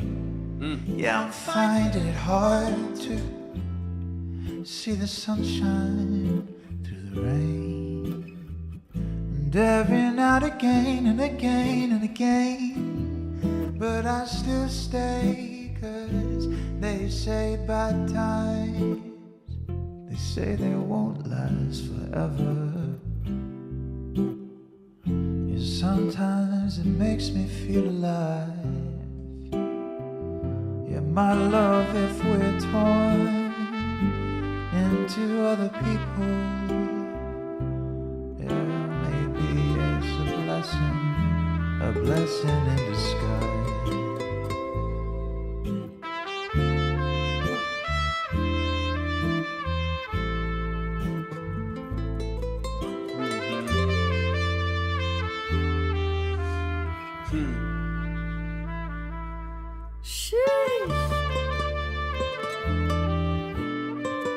Gorgeous, man. Let's go. Now who understands what I mean? Derek is the man. So good. Incredible. So good. I have my intuitions for a record like this, man. Of course, you can just kind of let me know what you think as we go along. Let's run it from the top. Beautiful. Just so simply beautiful. Gorgeous, dude. It's so, and again, this is based on the structure I have, this is not mixed. This is still early, but like it is. Yeah, this is good compared tracking. to most people. It's good tracking, and so just exactly. by default, it's nice and warm to listen to. Just incredible musicianship, incredible intention with the lyrics and vocal structure. I'm obsessed, man. It's so good. Here's my gut reaction, man. Honestly, just because I have the context of your message, but not of like any other version or vision for the song. I personally love what I hear right here. I think this is obviously just me. That's why we're here, but whatever. It's just me speaking, but maybe brushes, and that's it. Maybe some little piano trills in there if you want some little jazzy walk downs with the bell tones and some of these like little high bells and stuff like that you're talking about. It's so good and it's so emotional, so raw that my gut reaction is that don't touch it too much. Yeah, don't overwork it. I don't think I would do. I think a little bit of bongos is fine. Like a little bit of handwork, djembe would be great. Right. Just like a little bit of that with the djembe. Sorry. A little bit of brushes, you know what I mean? Like I think that's like it. Establish a rhythm, give it the djembe, give it the little brush work right there to just like set that little almost like fuzz and noise, ambiance, like wind in the background right there. Beyond that, I personally would this has got to go on YouTube. God, every time I'm just thinking of all these good marketing ideas, and I just want to do it. So good. Already played bells, and it sounds good in the okay, perfect. Nice. Yeah, so that's what I was saying. I was like, I have the context of the message, but not the vision for the song. So as I know is in true Derek Senna fashion, I would have a couple versions. Build one out a little Just bit. get too excited. Yeah, get hyped. Yeah. It's just too good. The music is too good. Have a couple versions. Have one that is ultra simple because I think that shines in a very specific way. Then have one that does have a bit more percussion and a bit more energy behind it because that will provide some very specific emotional, texture. And so, but I would split the two because what I'm hearing here, to me, if I came across this, if this wasn't a movie, people would be searching it up. Like, this is so beautiful already. I would just be, whatever you do, be very careful. It really is, Senna. Exactly. And the vocal's phenomenal. The vocal is phenomenal. But it's the just feeling, all really blends so well together. But honestly, the instrumental, like, I could meditate to that. I'm saying, dude, it's I could gorgeous. like lay on a hammock and listen to it on repeat. This is like, this is such a strange example. I don't know if anyone else will ever understand this. If you've ever watched like gear demos on YouTube or even like speaker demos on YouTube, like, okay, where's it going? Okay, we're going nerdy with this. But like, this is something that never translates well on YouTube, but I watch all the time. I'll watch, dude, I can't wait. I'll watch like car stereo demos on YouTube. It's silly, but because you can't really hear what they actually sound like and stuff like that. But this reminds me of those like really, really clean acoustic jazz sessions that they'll demo in like the Burmester 3D Mercedes models and like stuff like that. And they'll demo these songs and they're so vibrant, they're so alive, they're so clean. Anyways. I mean, honestly, you deserve to have that. 100%. Like, this could easily be one of those songs. Oh yeah. All right, let's run it from the top. Let's get into a couple of things, but like that's my gut reaction. I just want to give you kind of like, I'm hearing this for the first time ever. Like, my gut reaction is to be very nuanced, which I know you will. I'm preaching to the choir. I know you will. Be very like careful to overwork it. Be very like shy with this song. Super choice. And let the structure that's there breathe as much as possible. And then Del, really quick, if you want to learn more about what it is that we do here and how it all works, there's more info at the link tree in Torvik's bio. We'd be happy to have you. All right, let's run it from the top. Thank you, Retrack. You're the best. I love that you're in here helping. You're the best. So helpful.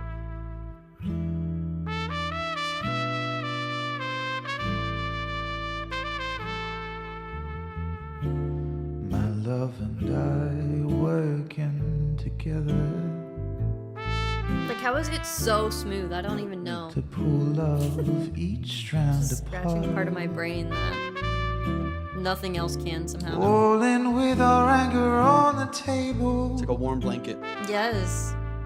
But I'm still banking on these cards. A warm blanket or a cool breeze, whichever one They you're say bad needing. times won't last forever.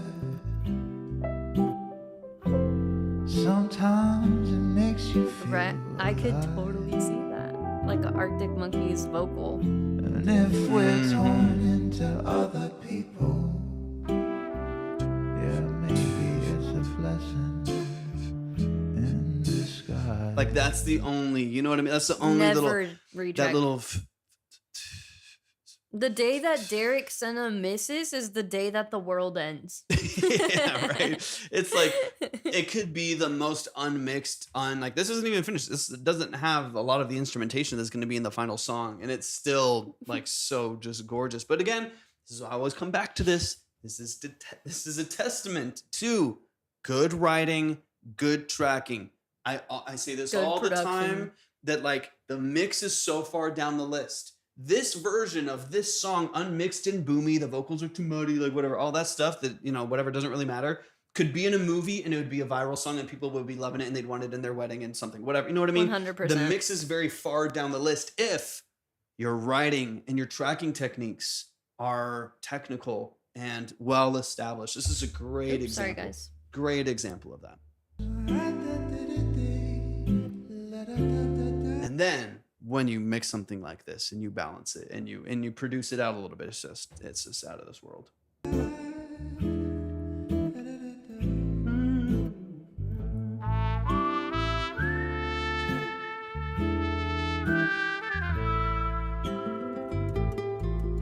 Yeah, so one of the reasons why I would maybe shy away from the cross stick is just it makes it a bit too rhythmic in some portions. I do agree, like I think brushes would be great. Brushes on like a large like Byzance style ride and stuff like that, like brushes, brushed snare, beaded shaker,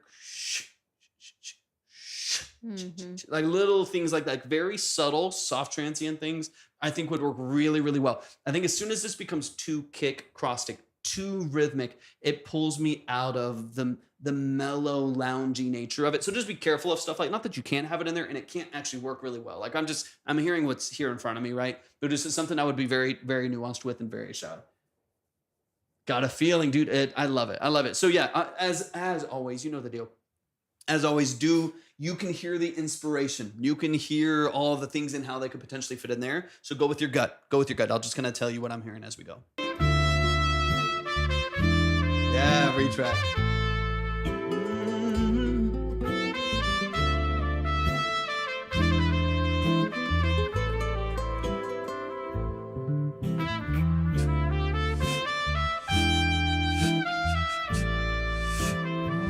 It just needs that, right?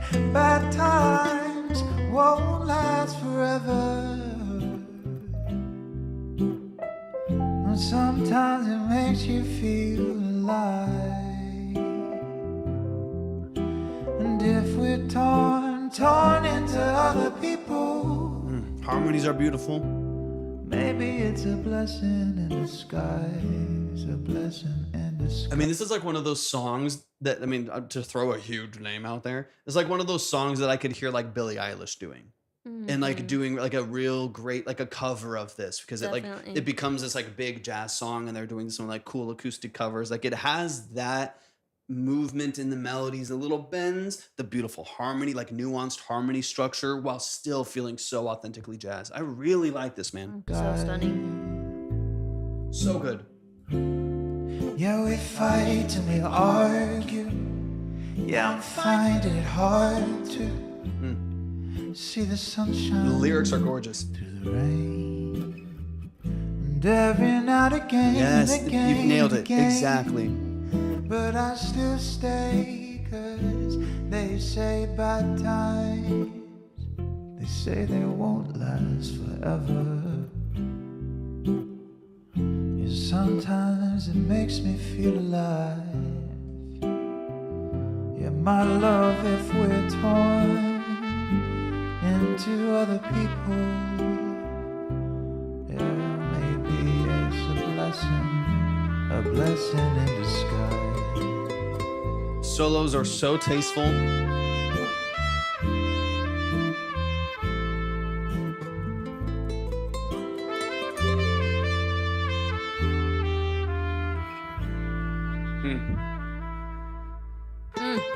So nice.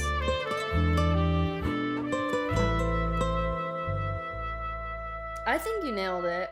It feels jazzy, but also a little modern. Good. It's so good, dude. I feel like, I mean, honestly, more than like modern, it's classic. It's just classic.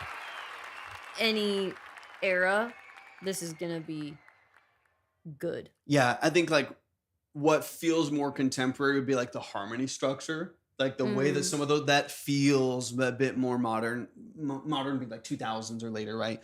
But I absolutely love this production structure so far. It's really, really nuanced. I cannot wait to hear this mixed. It's like, it's crazy already. And I can't wait to hear it because like I said, you see your vision, you understand kind of what's coming down the pipeline as far as the song goes. And so I'm so excited to see how some of that vision fits into this, because what's here is a great at a brush, a beaded shaker, and a couple little piano trills at the top to kind of follow some of those little high melodies, and it's like done. It's ready to go. The structure of this is absolutely gorgeous, man. Y'all give it up for beautiful, the family. beautiful job as always, Derek Senna. We love you in here, and I know you know that, but we'll never stop saying it because we're just always so proud of you and grateful that you're a part of the Vibe Tribe. And your stuff is always so good, man. But you've been on a roll lately. Yeah, with like the latest stuff is like next level. The intention behind like the lyric structure, the way you're choosing musicians and instrumentation and building songs, like you're on a roll. Like you're about to have like over this next year, you're about to have a handful of songs that are like that might move the needle a little bit. You know what I mean? Like we all want to have good songs all the time, but like songs that actually like, ooh, okay, things went a little differently than I thought they did. Like I can't wait to get some of these on our playlist. Yeah. Great music, man. Show some love to the family. Songs like this make me want to keep up with our playlist. I know, right? Literally, it exists. We really don't. It exists, but we need to be better about it. Songs like this get me hype, and I'm like, how can I get more streams on this? Like in any single way, you know what I mean? It's also like we've turned a beautiful way. corner in this live where the vast majority of people send in unfinished stuff, and that is probably why it's a little bit harder to keep up, because we're not always hearing like a finished, like super polished song all the time. And so we're not always just like, yeah, all these songs are going on a playlist. Right. Man, that's true too. Yeah. Senna, we love you, man. You're so incredibly talented, man. I cannot wait to see how you build out some of these records, man. Beautifully done. Almanac. Or, I'm sorry, Bowman, hop in the chat. Let me know if you're here, Bowman. Let me know if you are here and accounted for. If not, we'll move to Almanac. I know you were kind of in between some stuff, Bowman, so let me know. Okay, perfect. Yay. Sounds good. Where's it at? Awesome, Bowman. Glad to hear it. Perfect. I think I already have it. Yeah, we have it somewhere. Let me see. I think I already downloaded it. I'm going to need to run to the restroom after the first playthrough. Same, and then we'll switch. Yeah. We'll switch off. Yeah. I just saw it here. Oh, here we go. Yeah. Got you. All right, this is we got a visual. Tyler Bowman. Let's get this is Bored to Death. Give me all of the details, Bowman. It has been a minute, so update me because people's situation changes. So update me on the structure of the song. Oh, boom, got it. All right, so last time you checked out one of my tracks, I was working with a producer who kept asking for more money just to make tweaks. This time it's all me completely solo, and since I've lost way more hearing, I'm getting close to legally deaf. It makes it real fun. I'm sorry to hear that. Yeah, that's so hard. Last time you pointed out a lot of things I couldn't hear, so I'm expecting more now. So I've been out of work for a while after tearing my rotator cuff. Waiting on surgery kept me stuck at home. Damn, I'm sorry to hear all that, man. Sorry, yeah. I'm sorry to hear that. But any way that we can help you in the future, you know we got your back, and I'm just glad that you're here. You don't have to do it completely alone. Music became the way I passed time and held onto my sanity. This track came out of that headspace, having nothing I can do with one working arm. I'm still working with super cheap gear. Honestly, it's a hobby more than anything. I did try a digital mic program that layers from multiple mics to boost quality digitally, but that didn't do much. I'm still using programs like Magix, FL, and Span Labs. Okay. So it may sound cobbled together because almost everything is a sample. Still have no idea what I'm doing. Just kept moving things around till I liked it. Cool. Sounds good. All right, let's get into it.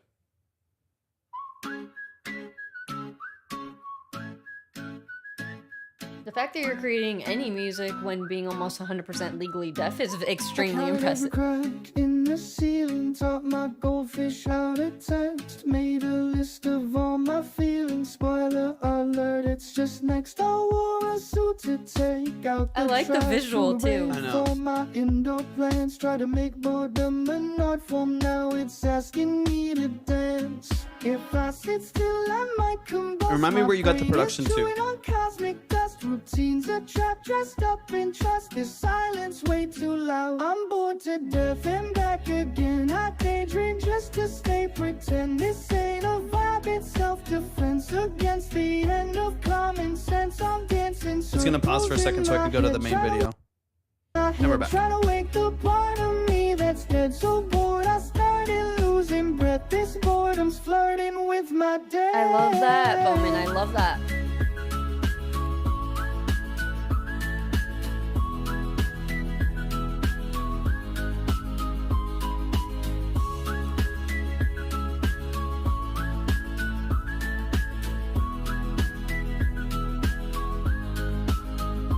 Headed for the bay with my toaster, painted eyes on all my spoons. I gave the couch a personality. Now he's judging me from across the room. I'm skipping rocks on the YouTube void. Watched a slug for 45 minutes. Even chaos feels employed, but my brain's got no commitments. If I slow down, I'll overheat. This cage is made of rinse and repeat. I swear the walls are tasting sweet. Somebody pull me out. I'm bored to death and back again. I daydream just to stay pretend. This ain't a vibe, it's self-defense against the end of common sense. I'm dancing circles in my head, trying to wake the part of me that's dead. Yeah, let me know where you got the production, Bowman. Breath, this boredom flirting with my death. They say boredom builds imagination. I think it's planning my assassination. I'm bored to death and back again. My thoughts are trying to play pretend. This ain't a chill, it's slow descent into a meme I can't defend. I'm breakdancing on broken thoughts. Last so long I think I forgot why I was even born to start. Alright, cue breakdown drop. Most of everything came out of Magic sample packs. What's Magic's?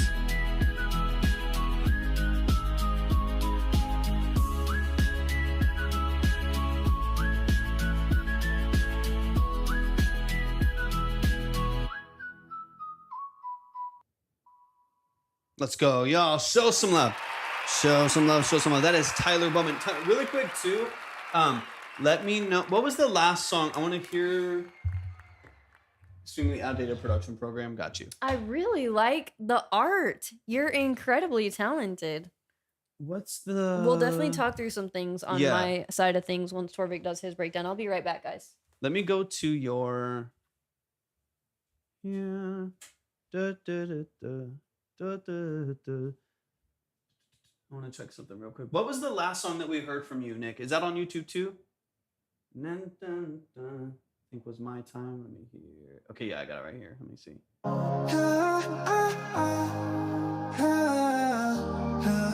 A game of whack-a-mole. I'm still in bed, the world outside is on a roll. I could win a gold medal in the stacked real high, but the bills keep coming, so great to stay stuck here playing along, waiting for the world to sing my song. I think this is the one. Oh, when's my time to let it all go? Daydreaming of the life that I wanna get out.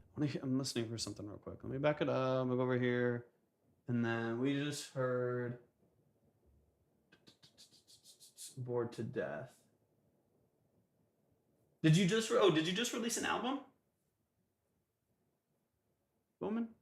I see all these with the same cover art. And then hold it. I want to listen to released. I mostly put them out due to a mix of mainly peer pressure wanting to move forward. I couldn't believe the choice. Yeah. Let me. I want to listen. I'm just gonna chop through something real quick. I'm just listening for one detail. I live a life, I give it away. No time for me, I'm a piece of me I'll never know. I don't have a life, I gave it away. To the grind, to the work, to the bills I gotta pay. Every break, every crack, it pulls me in. More of my life, I'm stuck in it. Oh yeah, okay. Let me go back. Okay, now let me go back into Bored to Death. That's good. Okay. And then wait, okay, so songs are released, mostly put them out to a mix of mainly peer pressure and wanting to move forward.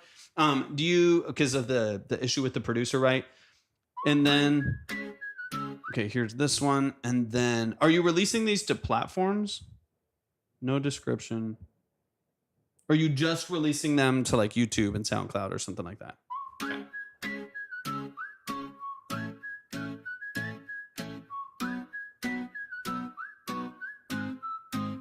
I counted every crack in the ceiling, taught my goldfish how to text, made a list of all my feelings. Spoiler alert, it's just next. I wore a suit to take out the trash, threw away for me. So use Lander. Okay, so you're using Lander's distribution services. Okay, I don't remember, Bowman, if I'm honest. I know it's been a minute. It's been like 6 months, right? I don't remember the last thing that you sent in. This song is generated, so that's what I want to figure out. Yeah. And that's why I went back to your other ones too. So I wasn't sure. All the music on here is AI. So I know you said you're using Magix. That's why I was asking about Magix as like a production platform or whatever there. But at the very least, that the music and vocal portion on here is generated with AI and then processed through it. So that's why I was like, are these out on all platforms? Are you releasing through? I guess you said like was running to the end of my subscription, so I threw it out. Okay, got you. Because all of these were released. You had a bunch released just like 8 days ago, right? So a couple released.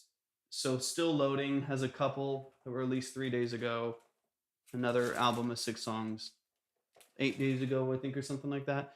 But yeah, it's definitely generative. So talk me through some of that real quick, and then we try to get back into this. Did you hear it in all the production moments too? Got you. I counted every crack in the ceiling, taught my goldfish how to text, made a list of all my feelings. Spoiler alert, it's just next. I wore a suit to take out the trash, threw away for my indoor plants, try to make boredom an art form. Now it's asking me to dance. If I sit still, I might combust. My brain is chewing on cosmic. You hear the pumping in the background of the production too, and how all of those like elements as they come in kind of blend together. You start to hear that kind of in the background of the production there. That's all because it's generated and it doesn't know where to like put those things when the vocals in and the drums change. So it's kind of there. It kind of pumps it and it initiates a bunch of artifact and stuff in the mix. Everything gets kind of fuzzy and muddy and stuff like that. But with the cross section of studio quality, like pitch structure and processing, while a really fuzzy, muddy vocal. So it's like two things happening at the same time, which is generative. It is chewing on cosmic dust, routines a trap, dressed up in trust. This silence way too loud. I'm bored to death and back again. I daydream just to stay. No, that's not why. It's the whole production and processing structure. Pretend this ain't a vibe, it's self-defense against the end of common sense. I'm dancing circles in my head, trying to wait. In fact, listen for the breaths on the hook. Too loud. I'm bored to death and back again. I daydream just to stay. Pretend this ain't a vibe, it's self-defense against the end of common sense. I'm dancing circles in my head, trying to wake the part of me that's dead. So bored I started losing breath. This boredom's flirting with my death. Not a single breath or lift on a single vocal comp there from what is happening here sonically is the opposite of what you're saying in the chat. So that's why I was asking for clarity. You can tell me whatever is actually going on, because I can hear it. I can kind of understand all of it and just have a lot of experience with it. So let me know, what's actually going on as far as the background. Obviously, it's generated production. I can hear it. I'm someone who plays every single one of the instruments that are reflected here and understands the nuances of all of that. So if it's generated, that's fine. Just let me know that, I can usually always hear it.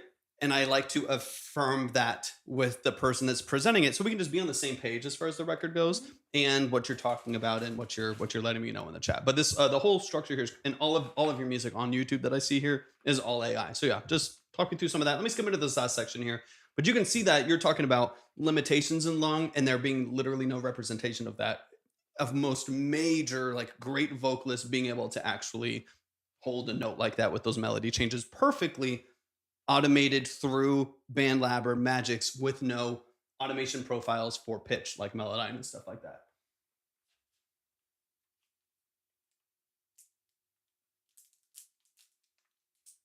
And I'm sort of one of the things, the track behind does have AI help. When you say AI help, what do you mean? Like Sonos? Or Suno? I mean, Suno, yeah. The speakers.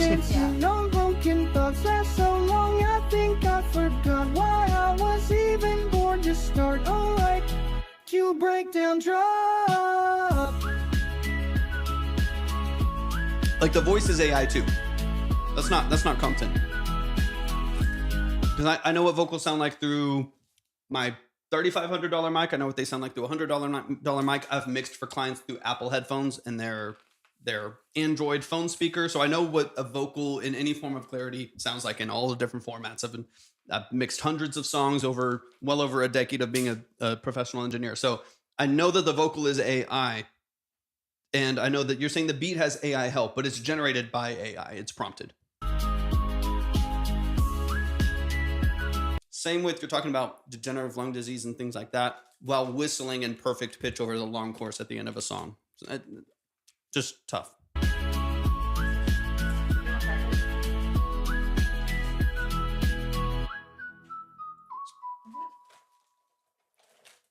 All right, yo, give it up one time. Give it up one time, Bowman. Yeah, just take it all with a grain of salt. I can tell you what I'm hearing. I can tell you my experience. I can tell you how it's represented in the mix, and so on and so on. And we can kind of chip away at that a little bit. But at the end of the day, I want you to get. So this is. I won't even dig into it anymore. I want you to get out of music what you want to get out of music. And if it's actually songwriting for yourself, then I think you should go down the lane of songwriting for yourself and representing that authentically to people with you, writing songs, writing poetry, talking to you, like post videos of you speaking poetry that you wrote and stuff like that. Start songwriting with a couple like acoustic artists to be able to represent the stuff, so on and so on. Like just put yourself in a lane where you can authentically do what it is that you actually want to do. Because I don't think that this is the most authentic version of what you're trying to show.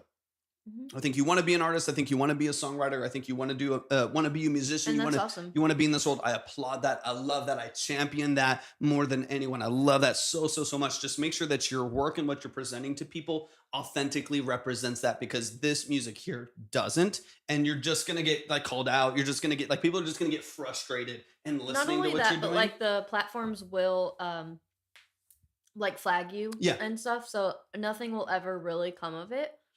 But let us know what your biggest goals are in your music career. Yeah, definitely. And we can facilitate that. Yeah, we can definitely give you some practical steps and tools to get there.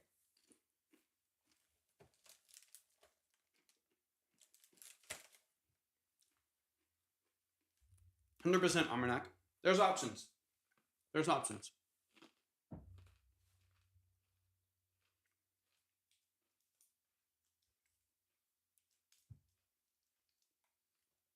Okay. So there's nothing we can really provide as far as value goes on the branding marketing side of things. Any way that we can help, any way that we can support and polish what you're doing and get you headed and at least pointed in the right direction of what you can start doing to do all this yourself. If you're just doing stuff for fun though, then that's like valid. Valid, 100%. Yeah. Obviously, like the main, and what you're hearing is the artifact created by generated music. So that's the whole. That's kind of the downfall of it. That's the whole side of it.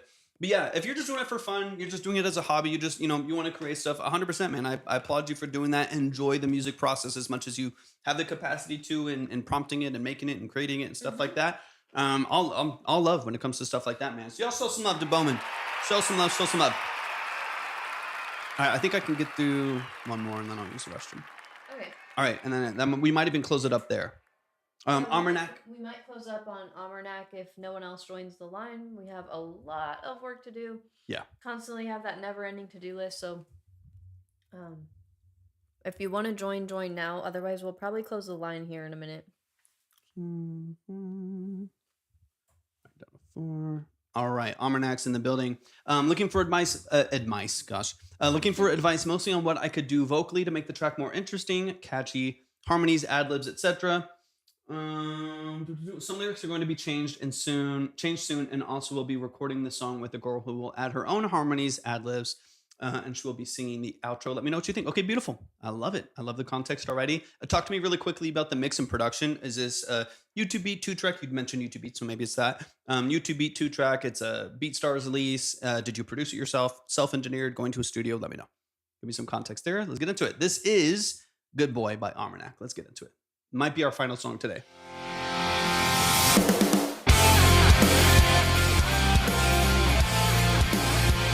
Okay, sounds good.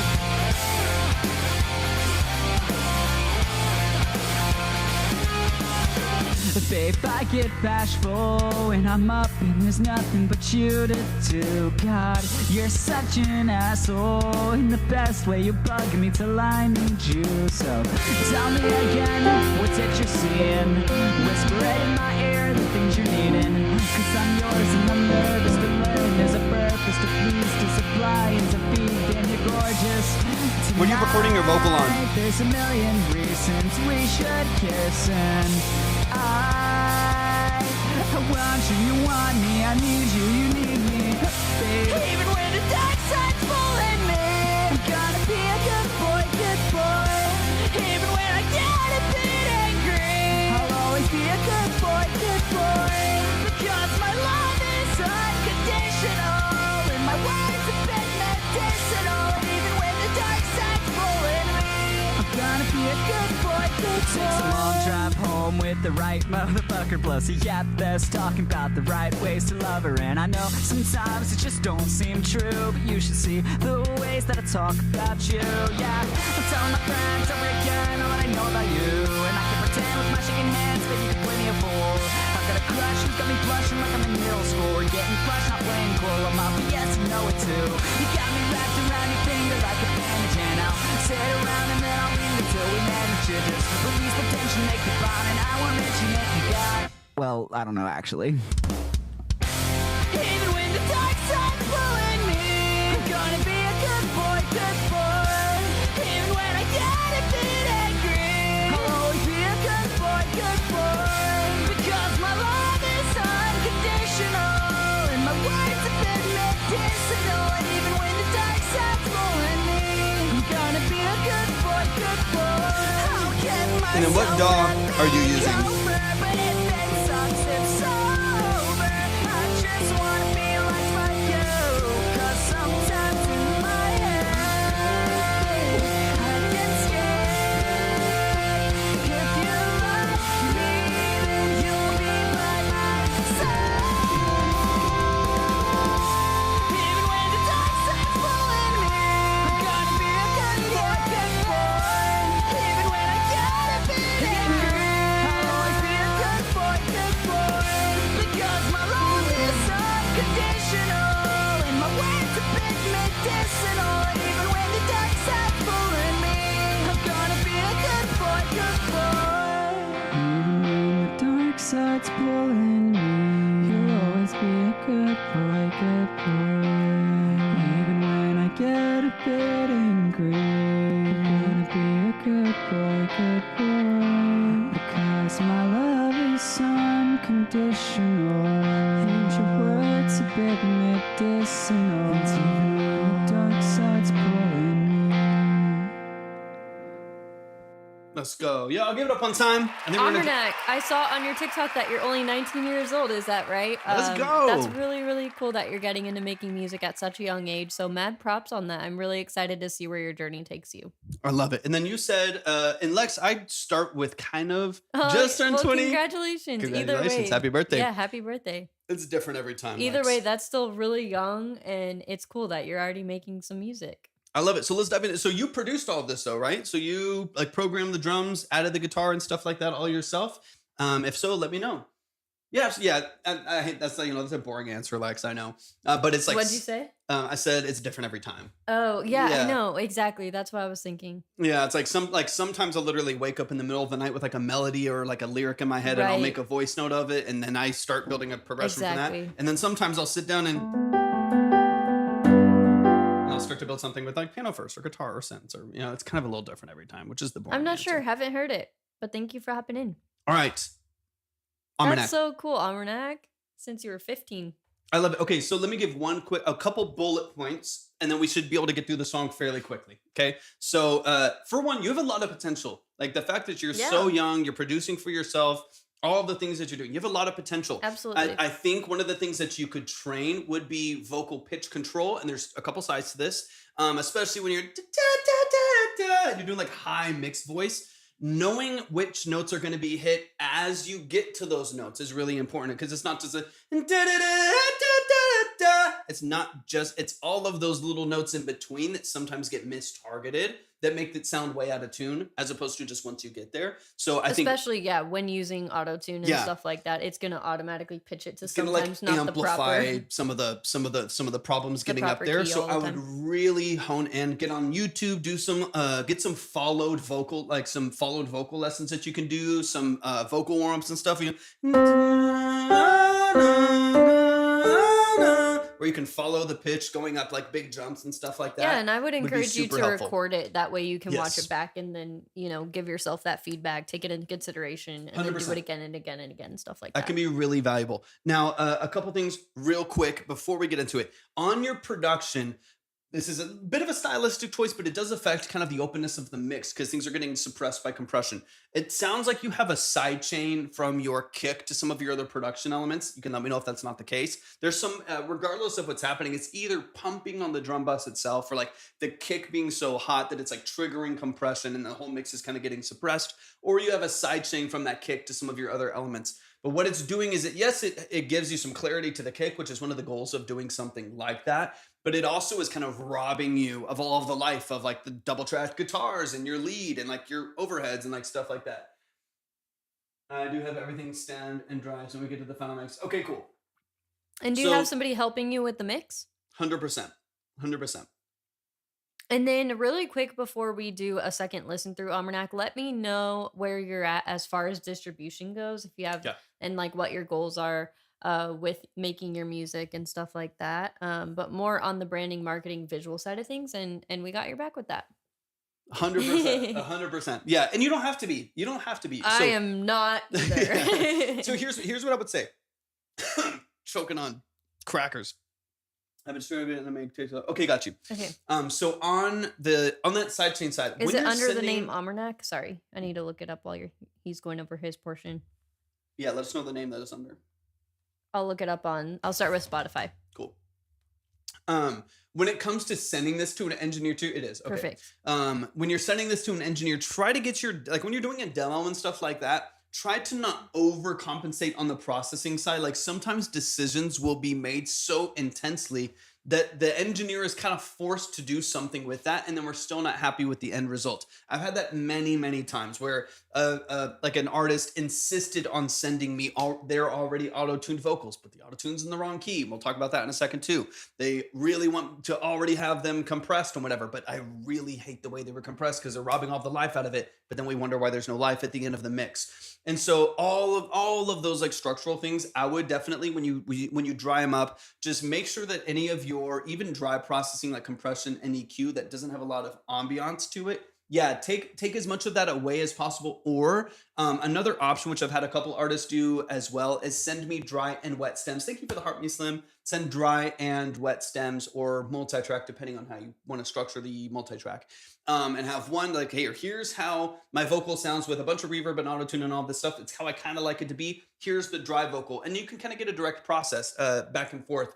Because the drums might sound great. They might sound really good on their own, and the engineer doesn't have to touch them that much. That's good. It's a good thing if they don't have to do as much work on that side. You can just tuck everything in and balance it for you, right? But if there's too many decisions made, then it'll be to your detriment because you won't be able to unwind that. So the sidechain would be a big one of those because that's a routing thing. And so if you print a dry sidechain guitar, even when you like print that track on Ableton, you're still going to get that little sidechain in there. So make sure that that's obviously printed without any processing. It's pre all that. So that'd be one quick thing. The other thing is your auto-tune's in the wrong key. So beyond those scoop notes where you're missing some of it and it's not being targeted all the way, you are also hearing some notes that are like flat by a semitone because they're not quite getting into that F major, which is what the song is. So this song is on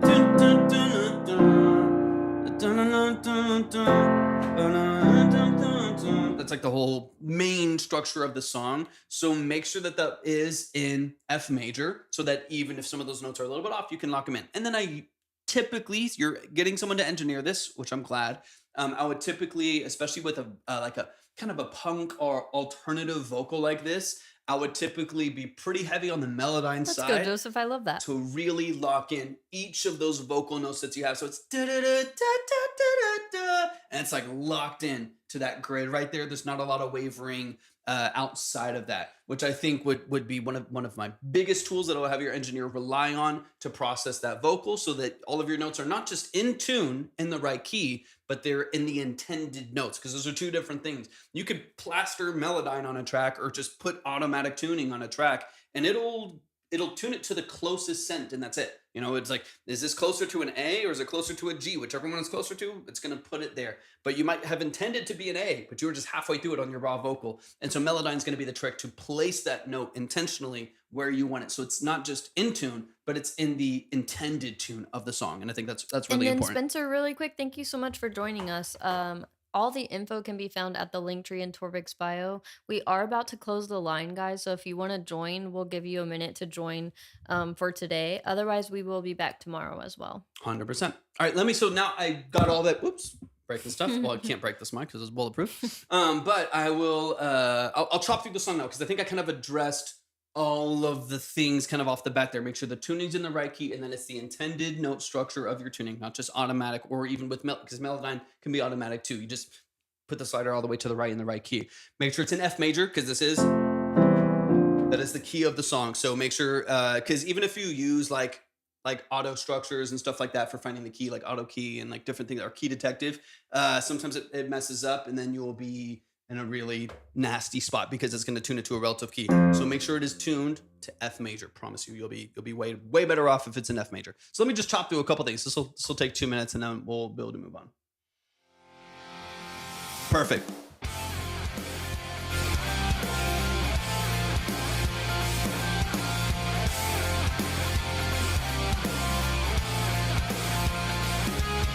But you can hear that kind of that pumping that's happening. And then too. just quick reminder, Almanac, we do have these saved to Twitch for 2 weeks, and then YouTube indefinitely. So if it's easier for you to show it directly to your engineer for these notes, or take notes from the replay or whatever, you can always do that as well. For sure. All right, let me chop through quick. If I get bashful and I'm up and there's nothing. And I'm not going to really touch. I think the pitch structure is the most important thing to me. I'm not going to touch the mix on the vocals too much, because it just needs to go there. Yeah.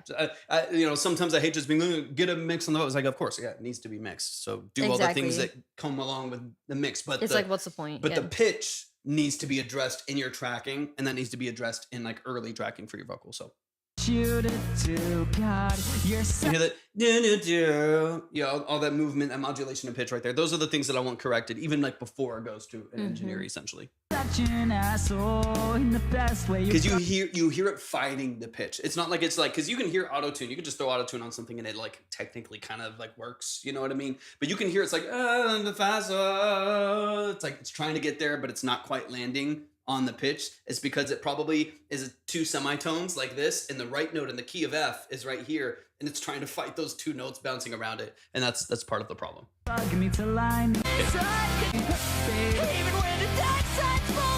But like tonally, for your like when I hear your voice, it's like I get it. I get the like right now. Obviously, it needs a lot of work. There's so much potential. Yeah, it's so early in the track. It needs all of the things that we've already talked about. So like obviously, it needs some work. But I do hear the potential. I do hear like that little vocal fry in your vocal at the top that sounds so like early 2000s punk rock, and I love it. Like I really like it a lot. Dude, yes, I noticed that you have Blink 182 listed in your description. I was gonna list them out. I was like, dude, you're giving Blink 182 in the best way. Beautiful. So I love that.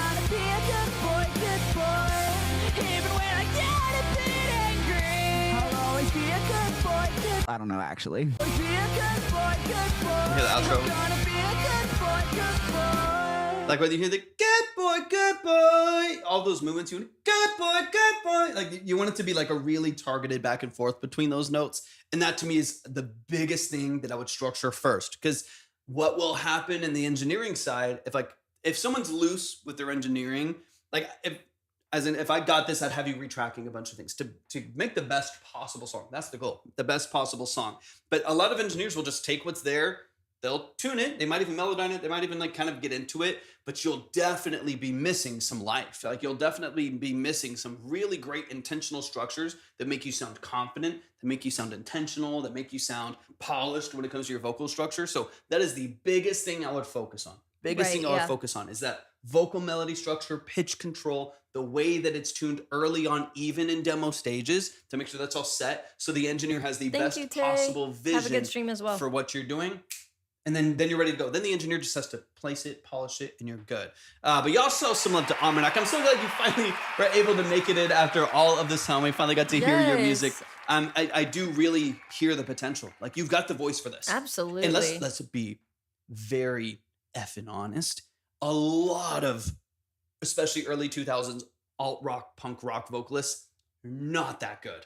They're heavily relying on autotune. Like, you ever like watch some videos of some of these bands and like live, you're like, dude, what? They can't sing at all, you know? But then you hear them like in the studio and you're like, oh, this sounds phenomenal. Like, there's a lot of fucking work going on in the background sometimes. So like, you're like that balance, right? Of like, I have good tone, I have good lyrics, I have the aesthetic and the image and all this stuff to be a performer and to operate in this venue. That's like 90% of it. That's like a lot of it. Yeah. That's a good chunk of it. So I think you have a lot of things going for you if you can polish together and you already have goals to work on your craft and stuff like that, which we absolutely love. You know, that's like what we prioritize and like, you know, make room for in this life. 100%. So any way that we could possibly help you in your music journey, we got you. All left to you, Almanac. All left to you. I'm gonna use the restroom. Yeah. So I pulled up your Spotify and it looks really good. I love your banners that you have on everything with your name, kind of in a graffiti style. I think it's dope. So really good job there. And then I loved to see that you have this really long description.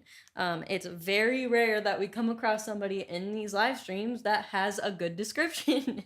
So really good job there. I'm super proud of you on that. One thing I wanted to make sure to point out, because it is important for the algorithm to fully pick it up, and so that it's like makes it actually clickable on the user side of things, is to make sure to fully tag the band. So Simple Plan, Blink-182, All Time Low, like those are perfect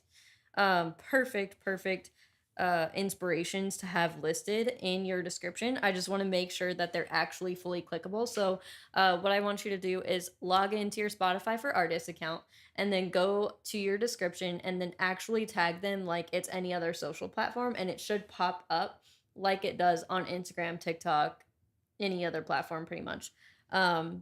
So just make sure that it pops up and that it you know, highlights it and hyperlinks it, and then it will be even more recognized by the algorithms. But really fire description there. Good job. And then let's see. I went to your Instagram. You just have an overall cool vibe, so I'm really into it. I like what you're doing. I like your vision, your aesthetic. It's all really good. The link tree is cool too. There's a couple notes I can give you there as well, which you may have already heard us talk about this, Almanac, but we do have a free social media checklist if you're interested in it, where we go over basically everything you need to make sure to have in place on every single platform. So it goes over Spotify, Instagram, YouTube, and TikTok, and it's basically just a quick cheat sheet checklist that you can make sure you're doing everything you need to do to be in each platform's algorithm favor, if that makes sense. My Instagram is more personal. I have a separate Insta for music. I don't know which one I have tagged on Spotify right now. Okay, maybe let's see. I thought it was your artist one, but let's see.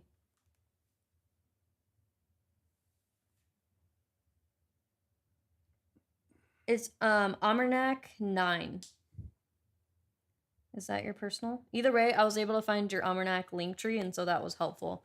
And the tips I have for that is really simple, but it's just to get most of your social platforms linked into little icons at the top, which is in the settings section of the Linktree app, or even if you log into the website. Oh, it's your personal? Okay, well, that's what you have linked to Spotify, so definitely get that fixed as well. But either way, at least I was able to find your Linktree, and then it's like weird because I'll see things come up on here, but then it doesn't always come through on this chat. Like so strange. But yeah, get those little icons up. That way you can open some of your, what I like to call prime real estate, essentially just some of the, like, you know, the major links you can free that space up by getting those little icons, because people already know to go when they go to somebody's link tree to look for those little icons anyway. So that's what their brain is going to be telling them to do.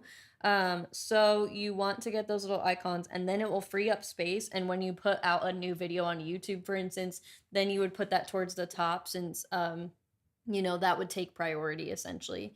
And you want to just like toggle the preview section to make it more attention grabbing, little things like that. I'm also going to put out probably a checklist for Linktree, guys, so that way you have even more cheat sheets basically as you're working on all of your platforms and stuff. But yeah, if you want to get your hands on that one, that one's on Patreon. The social media one that I was talking about and referencing, that one's on Patreon, so you can find it at the Linktree. Like I said, it's completely free, so take advantage of it while we have it free. And then I think that's pretty much it for the most part. You're doing a lot of stuff really, really well. I think Awesome. what like where you shine right now is in your marketing, and I think people are really gonna just relate to your vibe, or already are relating to your vibe really well. So you have that going, and there's just some things you can finesse and like take to the next level. Of course, like any of us, that's what we're all like doing here, is working on our craft and working on constantly improving and being the best version of ourselves and all that stuff, right? So you're doing really, really well, especially for your age. It's just really Definitely. Impressive to see, and I'm just glad that you're a part of the Vibe Tribe now. I love it. If you want to join the Discord too, we do have a Discord. We have all kinds of stuff, guys. Just feel free to check it out at the Linktree. Yeah, if you go to my Linktree, just all the Twitch, the Discord, all this stuff is linked up there. You can see them at the top in the icons or in the list below too. Yeah, but you're killing it. I think that I could see you, 10xing your monthlies in the next couple years, no problem. Like people are already really vibing with it, so really good job. Y'all show some love to Armornac. That's gonna close us up today. Yay! I love feel y'all. like your music is the perfect summer vibe, Armornac. Literally, like this is gonna age me, but middle school summers, bro. Yeah. You are my middle school summer vibe. I love it. I love it. But yeah, thank you so much for joining us today. And thank you guys for an amazing day of music. We love y'all so much. We'll be back actually tomorrow. So we have a different schedule this week. It'll be Monday, Tuesday, Wednesday instead of our usual Monday, Wednesday, Friday. So just as a reminder, it is typically around 1 p.m. Central. But if you want to join our what is it? The broadcast channel. I always forget the word broadcast for some reason, because it doesn't seem like broadcasting on Instagram. I don't know. But that broadcast channel on Instagram, and then Discord, we do notify before we go live. So if you guys want to get that notification, make sure to tap in at those profiles. And then, yeah, we'll be going live the 100%. next day and the next day. All right. I'm excited. Love y'all. Appreciate y'all. Guys. Peace.